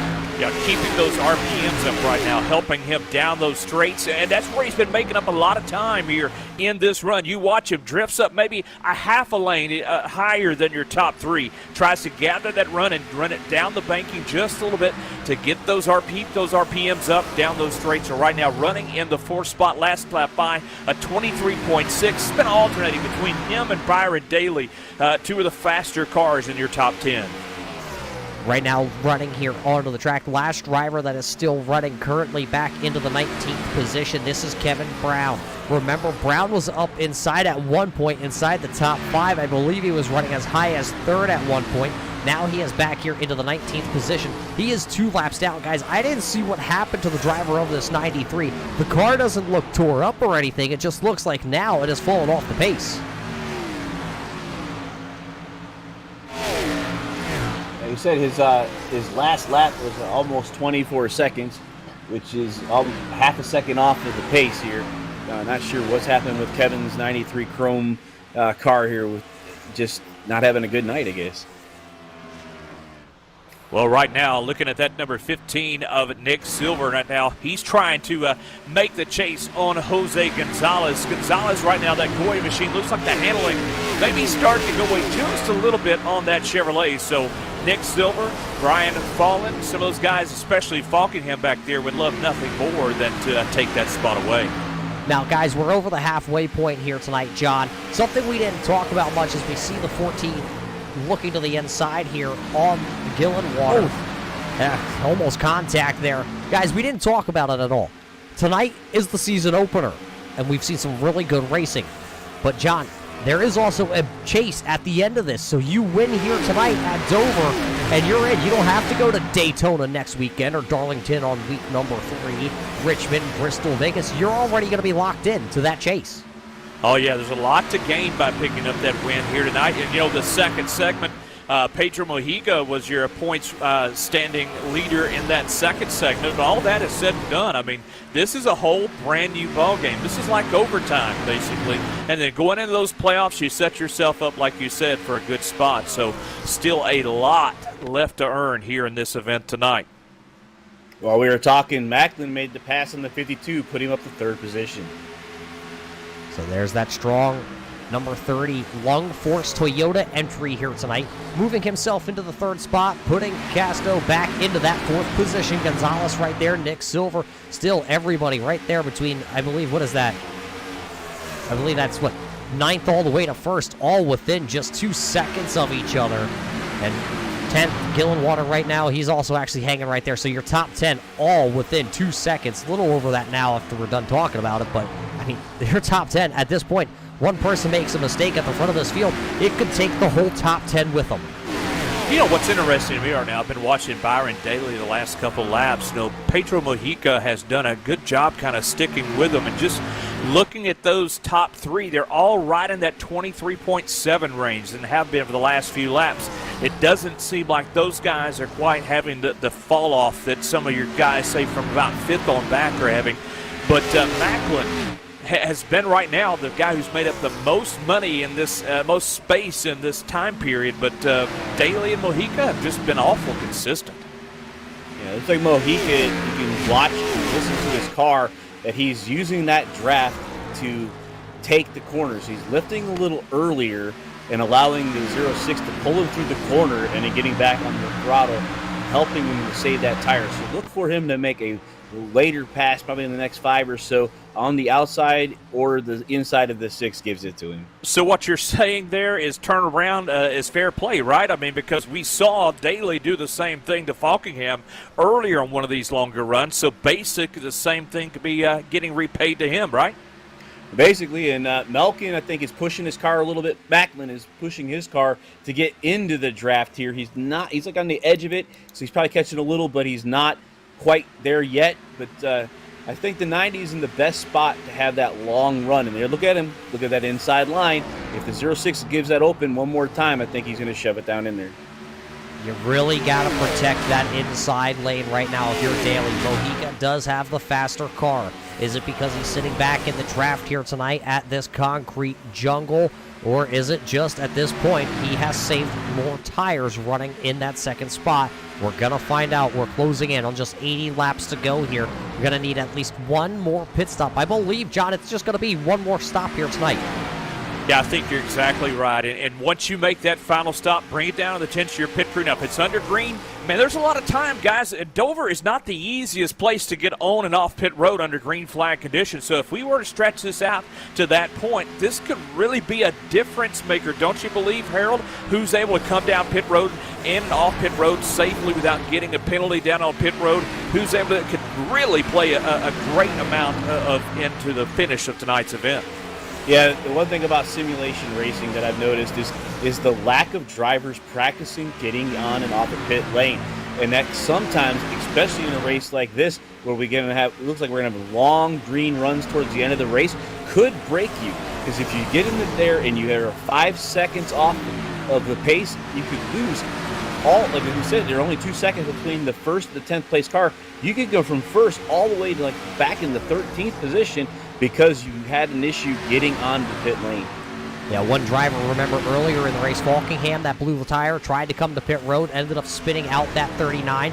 We could see that happen here once again as Fallon is looking to the inside here on Silver. Silver going to be losing a spot. He had a really fast hot rod, but now on this longer run is starting to lose a couple positions. Nick Silver still up 7, or it looks like 11 positions into that 7th spot, started way back there into the 18th position. Now just trying to hang on and get to that final pit stop here tonight. It could be the money stop, and look for it to possibly be coming in the next, say 10 to 20 laps. Anytime those drivers could be inside that window to make it the rest of the way. Yeah, just watch when a couple of guys begin to take that opportunity to come down pit road, it's just gonna spread like wildfire, because I can guarantee you right now, Harold, your driver's talking to you and he's saying, listen, man, how much longer? How many more laps do I have left in this run? Because this car, I can just feel this or that, and he's just begging to have those 4 fresh Goodyears. So how much longer is going to be interesting to see once a few guys make their way down pit road. A good point, John. As the crew chief, I'm talking to my driver going, okay, look, I need you to give me 20 more laps on the car. You'll have 55 laps left in the car with new tires. You can do this. You just got to give me some more. Hold on to that position. They're coming, but you got 20 more laps. Easier said than done sometimes from a crew chief standpoint to really get that driver to believe in those tires that have several laps on them. But, you know, right now, when you talk about where we're at, Roger, in this race, it's going to come down to guys executing, coming on and off pit road. Don't spin out on the entry to pit road. Don't get loose and break it off pit road, and don't speed down pit road, on or off. A lot of variables could come into play here in the closing stages of this race. Yeah, I think it's really going to come down to actually who's probably one of the first ones to pit road, especially if you're inside this top 3 right now. Look at Macklin back here. He has actually been able to close in on these race leaders. Right now, it's under a second gap between your top 3. They have actually started to set sail on the rest of the field. Remember how we talked about it was just 2 seconds to the 10th place driver? Well, right now, that 10th place driver is Daniel Falkingham, and he is about 5 seconds off your race leader right now. Yeah, I've been watching Daniel back here. I don't know if it's the earlier spin, but something's got him spooked. He's been sideways quite a bit. He just cut the apron there. So keep an eye on the 39 and see that history does not repeat itself on this green flag. Well, right now, Joey Gattina, along with Robert Gillenwater, able to bypass that number 15 of Nick Silver. So Nick Silver back to your 9th spot as the tires continue to fall off on that race machine. But a good job. We haven't talked much at all about Joey Gattina here tonight, but he has moved up through this field. Right now there is a battle, though, inside this top 5. You see the Goya machine to the inside of the Speed Energy 52. Right now, Gonzalez trying to move that 26 to the highest running position he has been all night to set himself up for a possible final pit stop as that 52. The tires, you can just tell, he cannot get the power down to the outside. Harold, do you think this Speed Energy car, that damage to that right rear, is now playing a big factor in this late run? I think that right, as you're talking about the downforce isn't big here at Dover, I think it's going to actually hurt the ability for the tires on the right side. And that's what we're starting to see here. That 52 has had to fight the Falkingham, car. hard to the inside wall in the front straightaway.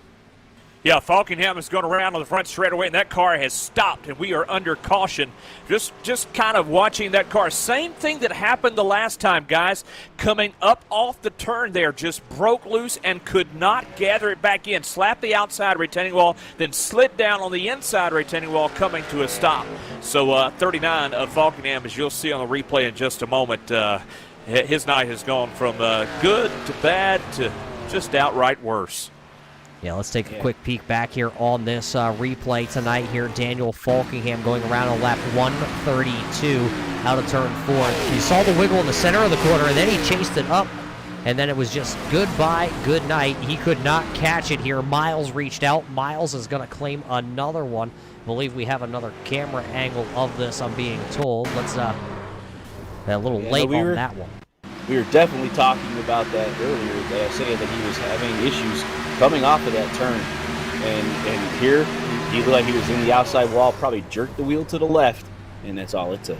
Well, guys, let's watch them as they make their way down pit road. Your race leaders coming down pit road right now to the attention of their crew. You've got Daly, Mojica, Macklin, Gonzalez, Fallen all down on pit road right now. It's the first guy to come into the attention of his crew is going to be that 26 of Gonzalez. Now here comes your race leader into his stall. Also, Mojica is right now. They are down on pit road. And there you see as well the 39 of Falkingham after his most recent spin coming to the attention of his crew. So tires, 4 tires, and fuel going on these race machines.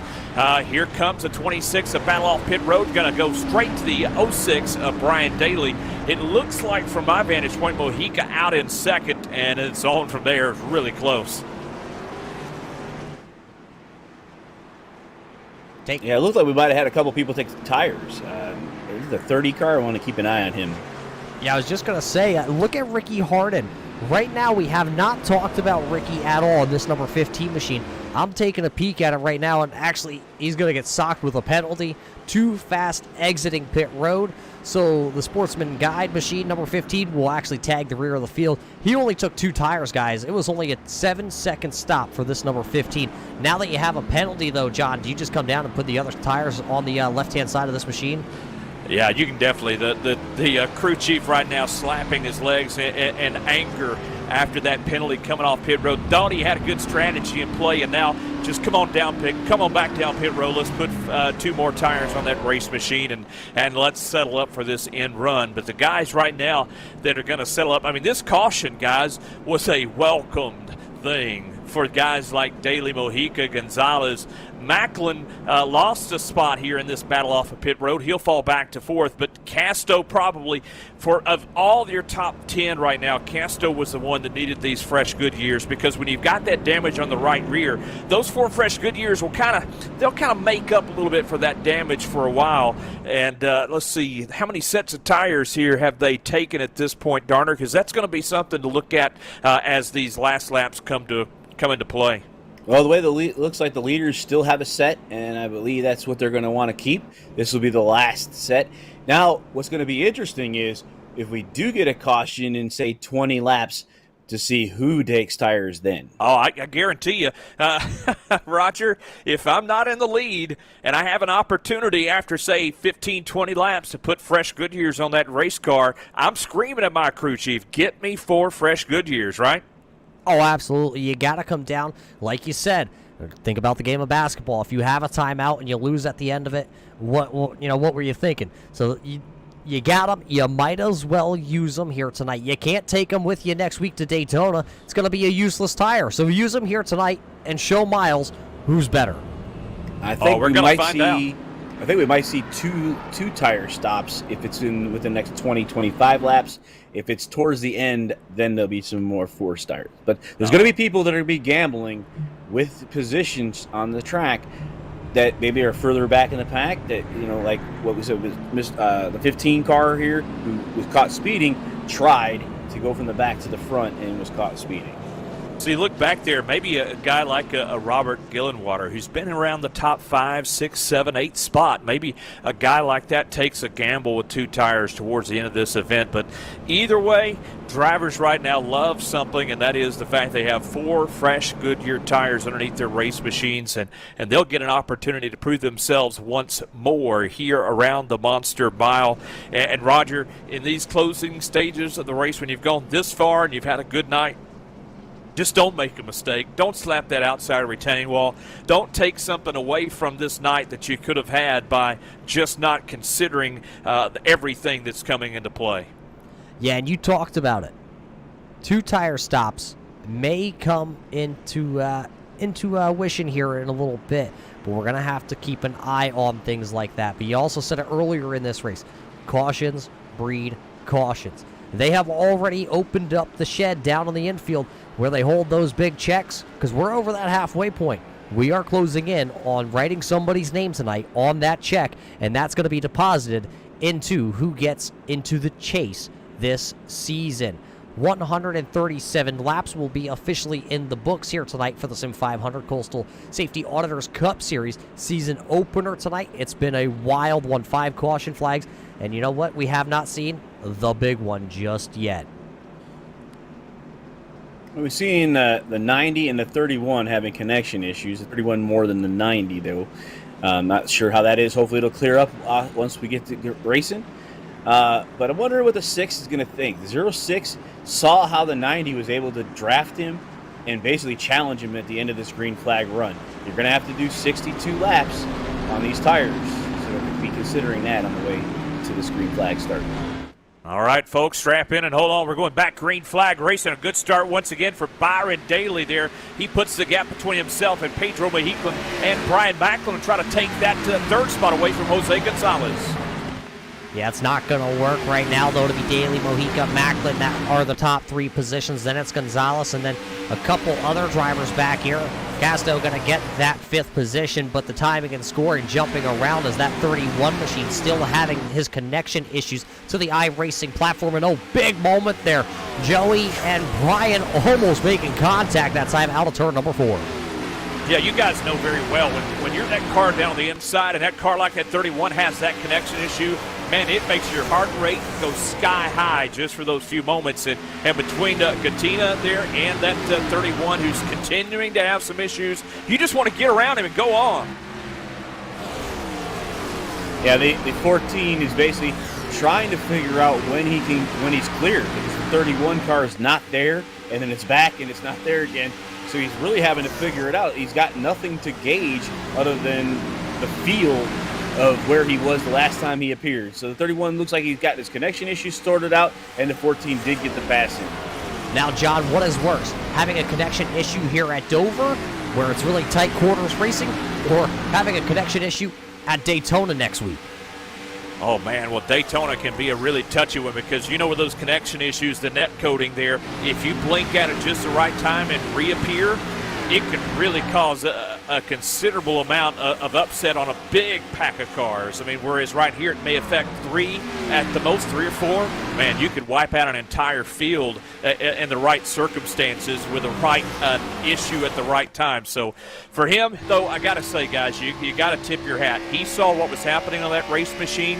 He has fallen back to kind of get out of people's way. So I have to give him a thumbs up for that. Yeah, good sportsmanship out of 31 to realize that he was having issues getting out of everybody's way, staying on the back of the lead lap. It's good. So once he gets things where he's stable again, he can start charging up back through the field as he's going past the 39 on the inside.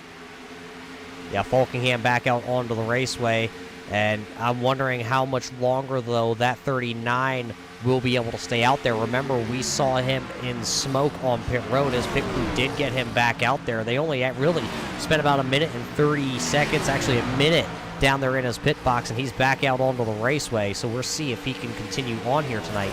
He has actually stayed on the lead lap somehow. John, he must get, I don't even know who he's got working in that pit crew, because that was a quick turnaround.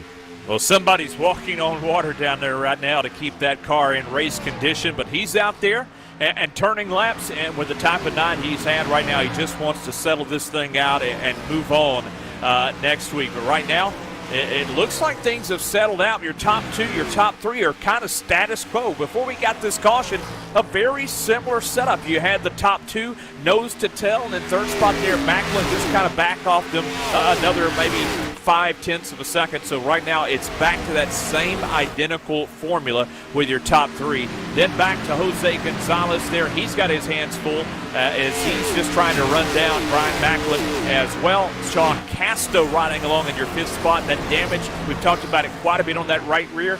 This is the time in this green flag run he can get the most out of it until those good years begin to fall off. And guys, I'm not sure, but looking at the 39 car, after the damage he sustained, that car did not have any damage on it.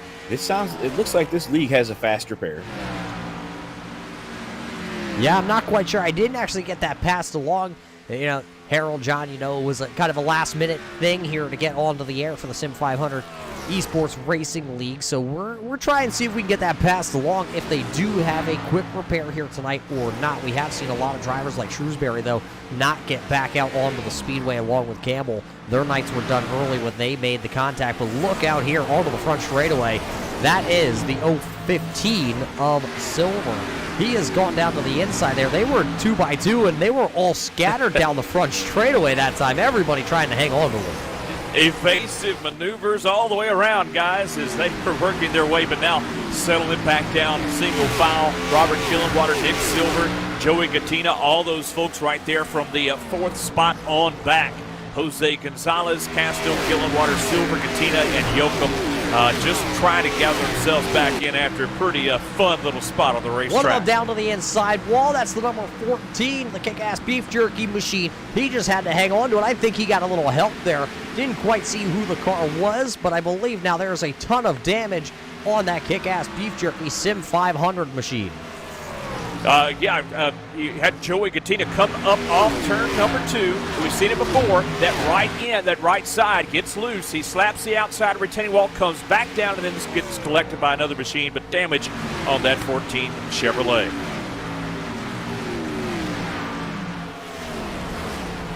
And getting back on the 39 car, the front does look damaged. So it may not be a fast repair, but it looks like there is heavy damage on that front of that machine.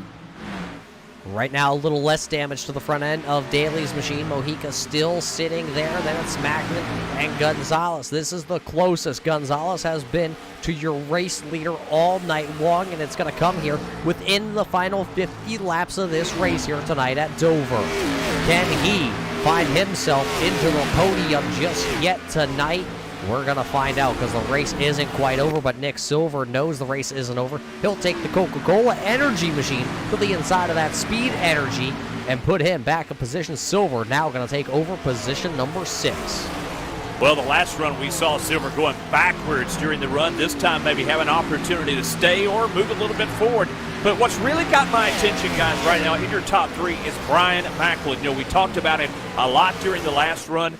That car looks about as clean as any car in the top 10 right now. So if he can somehow keep pace with these top 2, and he's down about what, maybe like 0.4 of a second off the pace of those 2 guys in terms of separation between your top 2. I mean, he's right there. He could pounce. If they make a mistake, he's right there to take advantage of it. Yeah, I've been watching Macklin. His rear end has been really, really loose. I don't know if he's grabbing the apron or not, but I've watched him sidestep, almost crawling out of the turns from the last couple laps. Just trying to save those tires for a little bit longer in the run. Remember, we can finish this race with the tank of fuel we have aboard these Cup cars here tonight. These Chevrolets right now of Daly and Mojica have spent most of their nights nose to tail in positions 1 and 2, but they got Macklin right there and Gonzalez. Will either of those 2 drivers really be able to save enough to pounce at the end when it's going to count? You got to save something for the end of this one. You don't want to wind up into the inside wall or the outside wall at this point. You've made it this far into the race. You've tamed Miles so far. You don't want to give it to him here at the end of this one. It'll be 157 laps in the books here as Daly comes back across the line. Nobody doing the side-by-side dance, actually, other than, I believe that is the 31 machine. He has now got a stable connection, and he is starting to work his way back through the field as that kick-ass beef jerky machine looks like he is going just about in the opposite direction. Hey, guys, while it was going on, Jose Gonzalez lost a lot of ground to your top 3. clips that inside the apron there in the middle part of the corner, shot way up the racetrack and lost a lot of ground. So your fourth place guy, Jose Gonzalez, now falling back just a little bit at 1.3 seconds off of your top three. Looking at Macklin, he is losing ground to the top two machines. Wonder if he's backing off on purpose to save something for later, or has he put too much down in the beginning of this last stint? Well, we're going to find out this time by. Let's take a quick look here at the last lap here completed by your race leaders and see who is at the top of that board. Daly last time by was a 23:54. That is the fastest car by about a tenth of a second onto the speedway right now. Daly is trying to secure himself a seat into the playoffs, but it will be just 40 more laps to go here tonight at Dover. Can Daly hold on to this? He has officially clinched the most laps led tonight. Yeah, Daly has been awful strong. Ever since taking that lead away from Falkingham, he's been very, very consistent out in front. No mistakes, just doing what he has to keep that Chevrolet Camaro out in front, followed by second spot right now. Pedro Mexico's just basically been riding in his trail this entire event here tonight. And Brian Macklin, we talked about his ups and downs throughout this event. I see Pedro Mexico in the 90 machine. I still think he's basically staying within the draft and running his race without using up that right front tire. I think Daly's putting a little bit more pressure on that tire to maybe break the draft that the 90's enjoying, and that's why he's running a little bit quicker. A little bit farther back into the field here, the number 8 of Randy Yoakum. He has been able to work himself back into the top 10, but he's got fallen all over the back of him. One mistake, and that 31 machine is going to be coming through. Brian has been fast here tonight, just had to drop off the racing surface because of that internet connection issue. This Cat machine, look at him, he is hanging it out that time out of turn number 4. That car was in a little bit of a drift. He was leaning on that right rear from about the center of 3 and 4, completely off. Yeah, we'll just call that one slideways, as they say, slideways up off the corner. But you know what he's trying to do right now, and you got to believe it, he's just trying to make up some ground so if we get that caution, get that opportunity, that maybe he can try to come in and get those fresh Goodyears and make another chase back up towards your top 5. But as you said, he's really using that car up right now. I've watched him drift very high that time up off the corner. So fun time to watch him as he tries to battle back to his field. You got to run a battle going on between the 26th and the 4 and the 4th and 5th position here. It looks like Gillenwater is looking for a way to set up the 26th to make this pass. Yeah, we haven't seen Robert since about the drop of the green flag be this far front into the racing contention here for this one. Is down to the inside, I believe.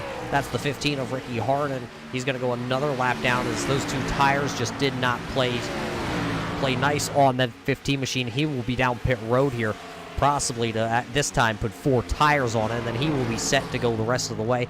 Gillenwater, though, he's been silent all night long, and now that we're getting closer to the end, the cream is starting to rise to the top.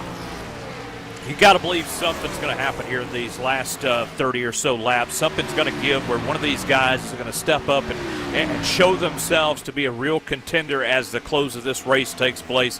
Again, I still think we're going to get maybe 1 or 2 cautions toward the end of this event. Just a typical way that Dover plays out in the closing stages, especially as these tires start to wear down. Something's going to give, and we're going to get another caution. You come down and get some fresh Goodyears, and then you never know.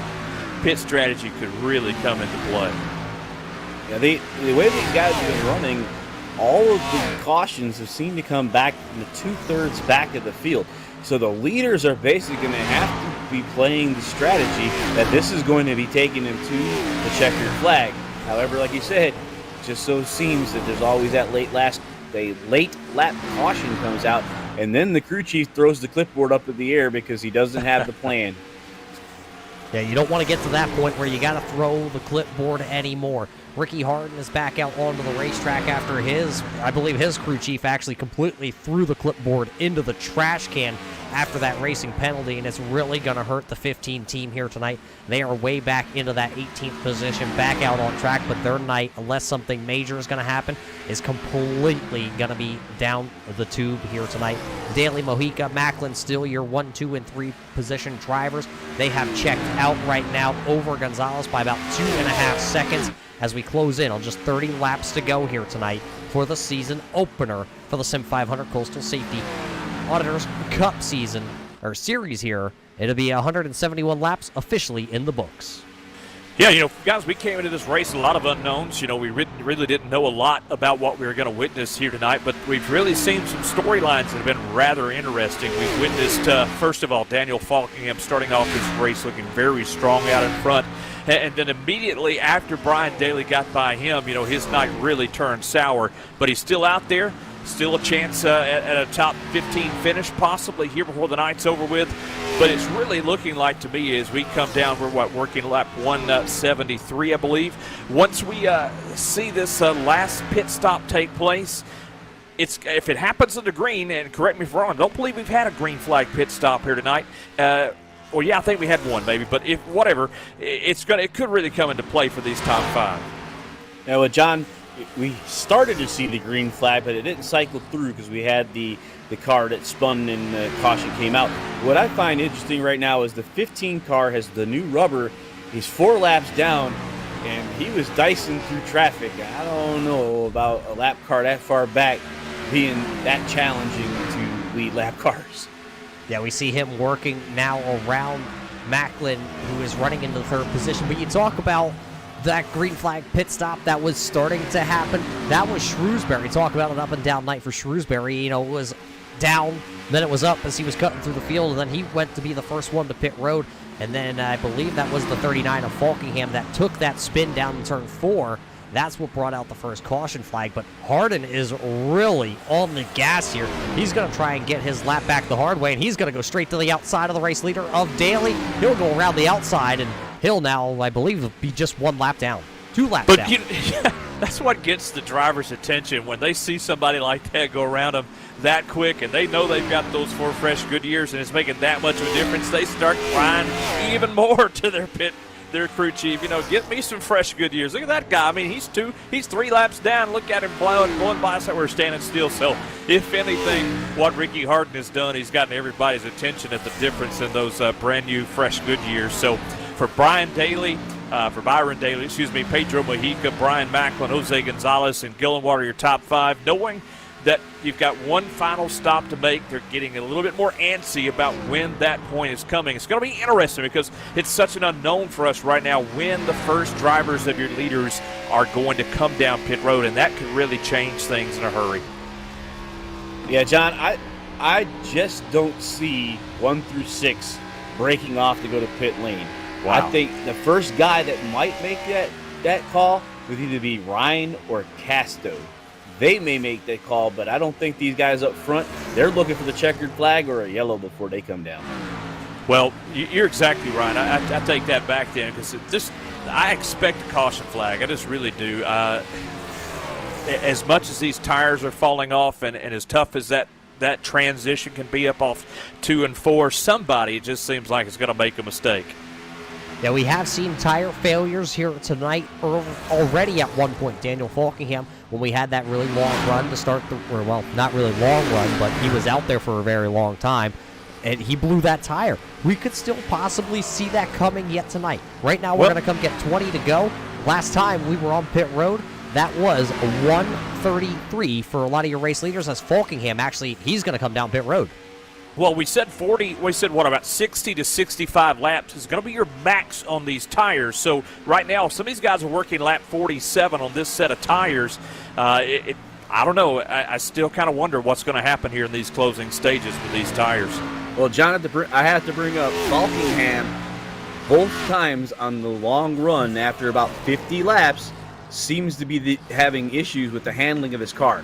So I think Daniel making that call was to ensure that he gets to the finish of this race. True that. Yes, absolutely. Right now, still back out in front as we're talking about Byron Daly. and Pedro Mojica still about that same distance. But while we've been talking about this other stuff, Brian Macklin has fallen off. He's got a considerable gap now between himself and your top two. Yeah, he's sitting back there in that third position, but it is about almost 2.5 seconds off the race leader. And looking at the last time by, it's about 0.3 of a second slower than what our race leader of Daly did. Falkingham still down on pit road, guys, so maybe possibly a motor has expired on that 39. Now, remember, he was in hard into that inside wall, and he had smoke bellowing out of that machine. We were just wondering how many laps he could really hang on here tonight. As we've been talking here, the 90 has closed the gap with the 06. It's within 15 laps. I think Pedro Mojica at this time has gotten the green light from his crew chief to take it on home. Well, he's definitely applying the pressure right now all over the back bumper of that Camaro, the 06 of Byron Daly. Just, right now, basically just showing him, I'm right here, and you know what? If you make a mistake, I'm here to pounce, and I'm going to ride in your draft. I'm going to bug the mess out of you until I get by you. And right now, he's doing so, about a 10th off of your race leader, Brian Daly. Yeah, as we go on board here with Mojica, it looks like he will enter the corner just a little bit higher than Daly. Daly that time got a little bit loose on entry. He was down there just about onto the apron. Mojica very ginger onto the throttle here, coming to get 14 laps to go. This is the battle for the race lead between the 06 of Daly and Mojica here at this 1 mile concrete track. Who's going to be able to save the tires to finish first or second here tonight? I think the 90 has been playing the cat and mouse game. He's got the tires. The 06 has got to play defense. Well, what's really interesting to me watching these two guys right now is just the fact, we're coming down to the last 15 laps of this 200-lap event. And really, these two guys have been stuck together like this all night. And I thought the previous run we'd eventually see Mojica get around Daly, but it just kept seeming like every time Mojica would get there within maybe a 10th, he would seem to fall back just a little bit and then come back up on him again. So Byron Daly has just done an excellent job somehow tonight of making sure he's kept the tires on that machine better than some of his competitors, whether he was in second in dirty air or out front like he's been here so far for the majority of tonight. Now, I'm looking at this right now, Harold. Look at this. Think about this. We were talking about tires. Fuel, we're good on fuel. Tires, though, unsure about how far we can go. Macklin right now has fallen off. It's now a 3-second gap. Do you think the tires are wore out, or is he saving the tires just to try and make it to the end of this one? Because next time by, it'll just be 10 laps to go.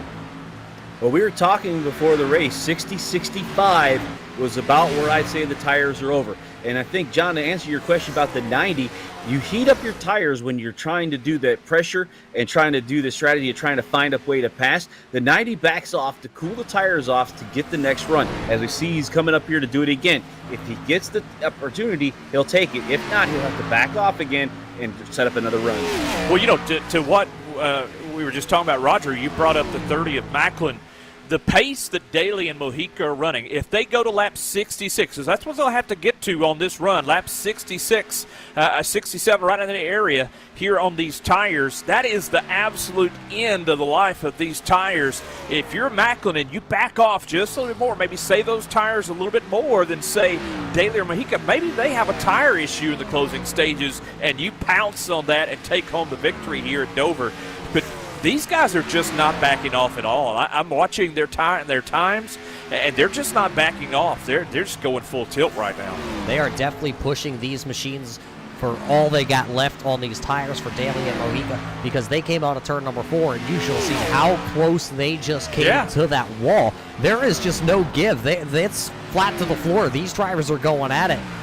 Pedro going to have maybe a shot. He was a little bit higher this time, around the center there of 3 and 4, just not going to be able to get that run still. He's still just kind of stuck there in limbo. Do you think he's saving at this point? Do you think he's just eyeballing it up? I think tonight Pedro is sizing up the 6 to try to find the best pass. Problem is he gets there, he's only got 2 or 3 laps at the most with these older tires to make the actual move, which he hasn't yet found the hole. So I'd say probably with 2 to go, he's going to have his last chance. Guys, just another thought here as we come into closing stages. It wouldn't take much, a little bit of a contact there to that bumper of Daly. If you're Mojica, you won segment 2. You have an opportunity to put yourself into the playoffs with a win here. If you can't get him by him making a mistake, do you perhaps chance it by just a little tap there on the entry? I mean, we're not talking about Bristol here, but Dover, just at the right little touch, you can wake him wash up the hill enough to get that run. Would you think about that, or is it not worth getting that opportunity to seal your playoff spot as now they're working around a lap car? I was going to say, I'd try and get somebody caught up in a lap car here as they worked around that number 90. I believe that was the 97 of Livingston there, so that will put him a lap down. I was going to say the lap cars were going to play the factor, but I believe now at this point, if you're Mojica, you got to kind of cool it off here until you get the 2 to go, and then you got to go like heck. And if you get to the back bumper, I'm going to say the gloves are going to come off. These two have been running 1 and 2 all night. They haven't made any contact with each other, but it's a chance to go to the playoffs. Only 3 laps to go. The 90 is in position. Let's see if he gets enough of a run. He's been diving the car in early to try to catch up through to the inside line coming off, but he's just not quite there yet to make it stick. Well, you saw both of those cars, though, washing up off the banking there just a little bit in the middle part of the corner as we come down to 2 laps to go. And I'm starting to really believe that Daly just has it figured out. I mean, Mojica has given everything he can, but you see, folks, he is just not able to close the deal. It's just Daly so strong right now, so smooth. Mojica has given it everything he had and then some, but you see him just right now, crew chief said, hey, buddy, white flag is out, and you're pulling away here soon. Yeah, white flag will fly here after 199 laps. It is the final lap to go here tonight in the Sim500 Coastal Safety Auditors Cup Series. Who will punch their ticket out of the first race into the playoffs? Daly will come through 3 and 4 for the final time. He just has to come out of turn number 4, and he is looking at the checkered flag. Your winner here tonight at Dover will be Byron Daly. He's going to lead Pedro Mojica across the line. Macklin is third, but how about the dominating fashion here tonight by our race winner? Oh, yeah, Byron Daly actually had it 90, gave him everything. Pedro, I think, He used that car up a little bit too much, didn't have anything else to answer Byron at the end of this race. Good run by the 90. He did try to make it a couple times, just couldn't make it stick. Man, just impressive, though, guys. Talk about impressive. Coming into this Coastal Safety Auditors Cup Series tonight, a lot of unknowns for us, but one of the questions we had to answer tonight is Byron Daly. This guy came out tonight and just really set a mark and set himself up for the playoffs, and deserves this opportunity to show out down on the front stretch, as you're seeing here live on your feed tonight, folks. Burning them down here at the start-finish line like any driver loves to do in a moment of victory. Well, as he burns it down, race fans, we're going to take a quick step away, and we will be back here with your Sim 500 Coastal Safety Auditors Cup Series post-race show. Don't go anywhere. Hear what these top 3 drivers have to say about this race here with Miles the Monster. All 3 of them able to have really great runs in the season opener.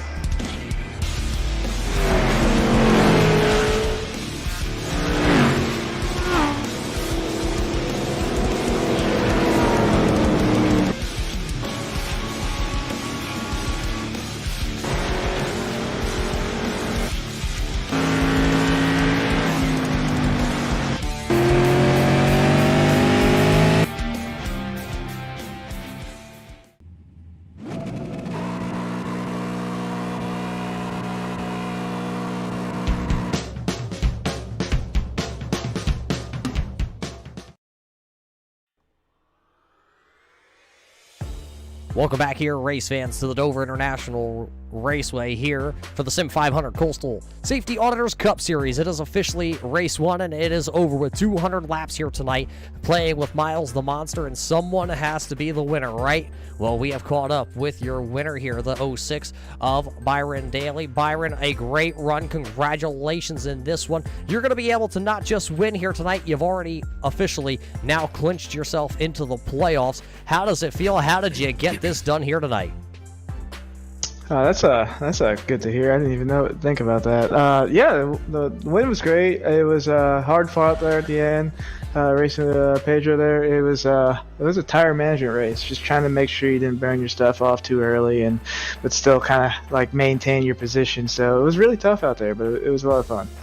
Yeah, early on it didn't seem like you maybe had quite the car to go up in battle with Daniel Falkingham, but in the end, Falkingham had issues. You were the next car up. You were able to lead the most laps. Were you worried, though, in those closing laps, Mojica was starting to really come and close in on the back of this Camaro? Yeah, on the I think the second one in the race, I was able to get out to a really good lead, and I thought I could do that again, and he kind of picked up what I was putting down there and was able to hang with me the whole time. So after a while, I noticed he wasn't disappearing and actually getting closer. I thought, oh yeah, I've burned my stuff off, we're in trouble. So kind of had to do some management there and then kind of see if I can maintain the gap to him, and it just kind of worked out this time. Yeah, it worked out this time, and you did have a set of tires left down there in pit row. Were you guys discussing at all with the crew that if a caution came out, if you were coming down, were tires really going to mean that much at the end of this race? Oh yeah, my whole plan was to have tires with 20 laps to go, just in case, because sometimes these races get crazy, and I would hate to not have a set of tires with 30 or 20 laps to go. So that was the whole plan for me as the race started, is to make sure I had a set left. And yeah, it sucks to leave a set in the pits. It's $2,000 that's going back to Goodyear there, but otherwise it's still good to get the win. Well, you get the win tonight. That means just next week when you go dancing at the Daytona International Speedway at the Oval for 100 laps, it doesn't matter where you're going to finish, right? You're locked in. The stress is off. Oh yeah, just go there and try to win. That's kind of what I try to do every week, so it's easier to do now. You don't have to think about points, so I'm all good with that. Well, Byron, as we do here for all the winners on the Turn 3 Racing Network, we're going to roll this red carpet out for you. We'll hand you the mic, and because of the COVID-19 crisis, I'll step back. I don't want to get the coronavirus. Who do you got to thank for parking this 06 unsponsored machine into victory lane tonight? I just got to thank Coastal Safety Auditors for sponsoring the series, Sim500. You guys are broadcasting. You guys are new on this one. I think it's Turn 3 Interactive. Is that right?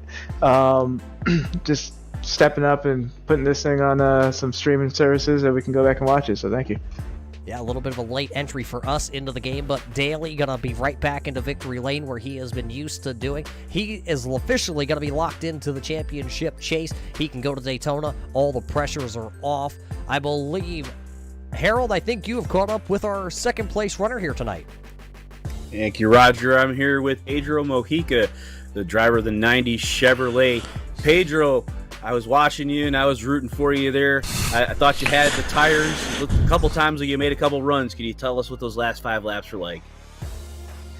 Yeah, they were pretty intense for sure. I was happy that I was able to learn during the race what Byron was doing and was able to keep up there at the end, and I was just trying to do my best to stay close to him and try to do the best I could to get a run off the corner. But he's really good at running consistent laps each time, and really I think the only chance I had was hoping he would make a mistake, so I just tried to keep the pressure on him the whole time. But yeah, when I got back to him there at the end, just burned the right rear just a little bit too much in those last 2 laps. I just couldn't keep up with him anymore. But yeah, man, it was really intense white knuckle moments for sure, just doing my best to control the car but try to get a run on him and try to get the lead.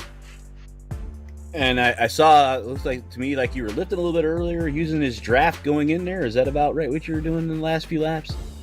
I think the biggest thing I learned in the first run, I just wasn't really slowing the car down on entry. I was letting it skate up the track in the center and then driving it off. So I was really just abusing the tires entry to center and center to exit. So that second run, where after the yellow, where we all pitted, I just kind of slipped in there in second behind Byron and in front of Sean and Brian, and just try to learn what Byron was doing. And I figured that using a little brake, slowing the car down to the center is what made the difference for me the second half of the race, so I could keep up on the long run. Well, it looks like you did a great job. And like I said, I was talking and watching you, getting up there, challenging him, and I figured the same thing. Look at the tires were heating up a little bit too much. You back off a little bit, get the run back again. It just was not enough laps left, or too many laps on the car. You did a great job bringing her home in the second. Is there anybody that you'd like to give a shout out to? We give you the mic here for the next few seconds. You guys for jumping on board and doing this broadcast. Appreciate you guys. Like Byron said, like to always go back and watch the broadcast and broadcasting Sim500. Sim500's it's a fun league, good league, bunch of great admins, put on a good show, a lot of great drivers here. I enjoy coming here racing with everybody, a lot of competitive people, so they definitely keep you on the edge of your seat every time we race. I'm sorry I never thank these guys, because I won the championship the last segment, but the Coastal Safety Auditors, thank those guys for sponsoring the Saturday League. Appreciate them for doing that, and just everybody at the Real Beta team. Like I said, there's a lot of good guys that race in that deal, in that group, and we have a lot of fun, but we push each other to the edge for sure. Well, thank you, Pedro, for your time. Good run for a second. Good luck next week at Daytona. Hey, John, I think you got our third place guy with Brian down there. Yeah, down here on pit road to the driver, number 30, Lung Force Toyota Camry, Brian Macklin. Brian, a good run tonight. Started 8th, finished 3rd, but boy, you had some hair-raising moments out there tonight. A couple with some lap machines that really caught our attention. But talk about the run here tonight for that Lung Force Toyota Camry. Yeah, man, this is statistically one of my worst racetracks, so I came into this race not really having any major expectations. To finish 3rd for me is actually pretty big for this racetrack. It is my home track. I live just about 10 minutes away from here, so I try to do the best that I can here, but it's never been a great track. But yeah, the lap traffic, it's so hard when you're a lap car at Dover to get out of the way, because there's really nowhere for you to go, and you really just have to navigate the best that you can. And those guys, they did what they could, and it's just part of the game. But overall, I'm happy with the race. I wish I had managed my tires a little bit better at the end of that race, so I could have had a shot at Byron and Pedro. But like I said, 3rd place is like a win for me at this point. Yeah, I know you talked about before, and even a couple times I heard you remarking to your crew chief during the race that you'd much rather be anywhere than Dover, but to take out a 3rd place finish after that, a nice payday and a nice points day for that Lung Force Toyota Camry. Talk about real quickly some of the strategy that you guys were trying to use. How important was your tires here on that Lung Force Toyota Camry tonight, and just really what was your crew chief trying to get you to do to save tires, if anything? Well, the tires were absolutely crucial throughout this entire run, and if you drove into the corner too hard just 1 or 2 times, you upset the tires. And this setup was really loose, which is unusual for Dover, and that took me a while to get used to, because normally when we come to Dover, the setup leans more on the tight side, and it just gets tighter and tighter the run goes, or the longer the run goes. So for this one to be the opposite, where it started off kind of free and it just got looser and looser, it really took me a while to adjust. And that first run, I was really just kind of all over the place. My lap times were inconsistent, and got going in the second run once I figured out what I was going to have to do differently, and just progressively got better throughout the race. As far as strategy is concerned, I was personally looking at pitting a little bit sooner than everybody else, trying to jump them on tires and see if I could maybe catch a lucky break and catch them a lap down on the other side of it. But it didn't work out that way with the way the cautions fell. Real quickly, want to take a moment. Lung Force on board that number 30 Toyota Camry. For the folks out there not familiar with Lung Force, talk about what Lung Force is and give them an opportunity to be talked about here tonight. So Lung Force is a branch from the American Lung Association, and I know I haven't done an interview with you guys before, but this car is actually a very important car to me. My grandmother was diagnosed with stage 3 lung cancer back in 2015, and she passed away in 2018.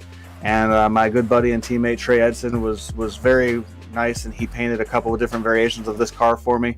And I run it on Monday nights in our Cup Series, and I run it when I run this series as well. And they just try to raise as much awareness as possible towards finding a cure for not only just lung cancer but cancer in general. And Lung Force is their program where people can actually go and donate money and try to raise more awareness at a local level, where you can actually set up your own program and you can have people do fundraisers and try to raise money for the American Lung Association. And I have done it. I'm not currently doing one, but I have done it in the past, and I was able to raise about $1,000, which was really cool. Maybe not as much as some, but every little bit counts, and that's what matters. Well, we're just glad to have an opportunity to give them some exposure tonight. A good top 3 finish for that number 30 Toyota Camry. Lung Force Toyota, Brian Macklin. Brian, I know you'll move on next week to a tough track. Talk about kind of the mindset going into 100 laps there. Well, honestly, I don't run this series full time. I can't say for sure that I'll be here next week or not. It just kind of depends on my schedule, and if I can be here, I like to run as many as I can, but my weekends usually are pretty busy. So I really don't even, I'm not even sure where we're running next week, to be honest with you, but if I'm able to be here, it's going to be a lot of fun, I'm sure, and I'll work out the strategy and figure out what I got to do to try to get as close to the front and give myself a shot at the win.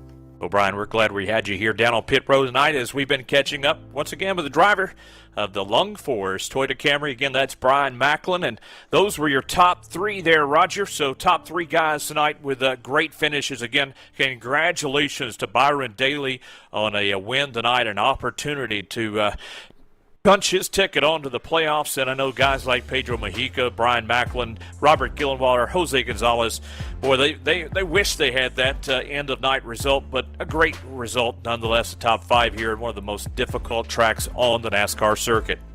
Yeah, a lot of drivers tonight may not be going home with the finish that they were looking forward to having here tonight at the Dover International Raceway. But you know what? Looking at this field, the song and dance, the season openers always go the same.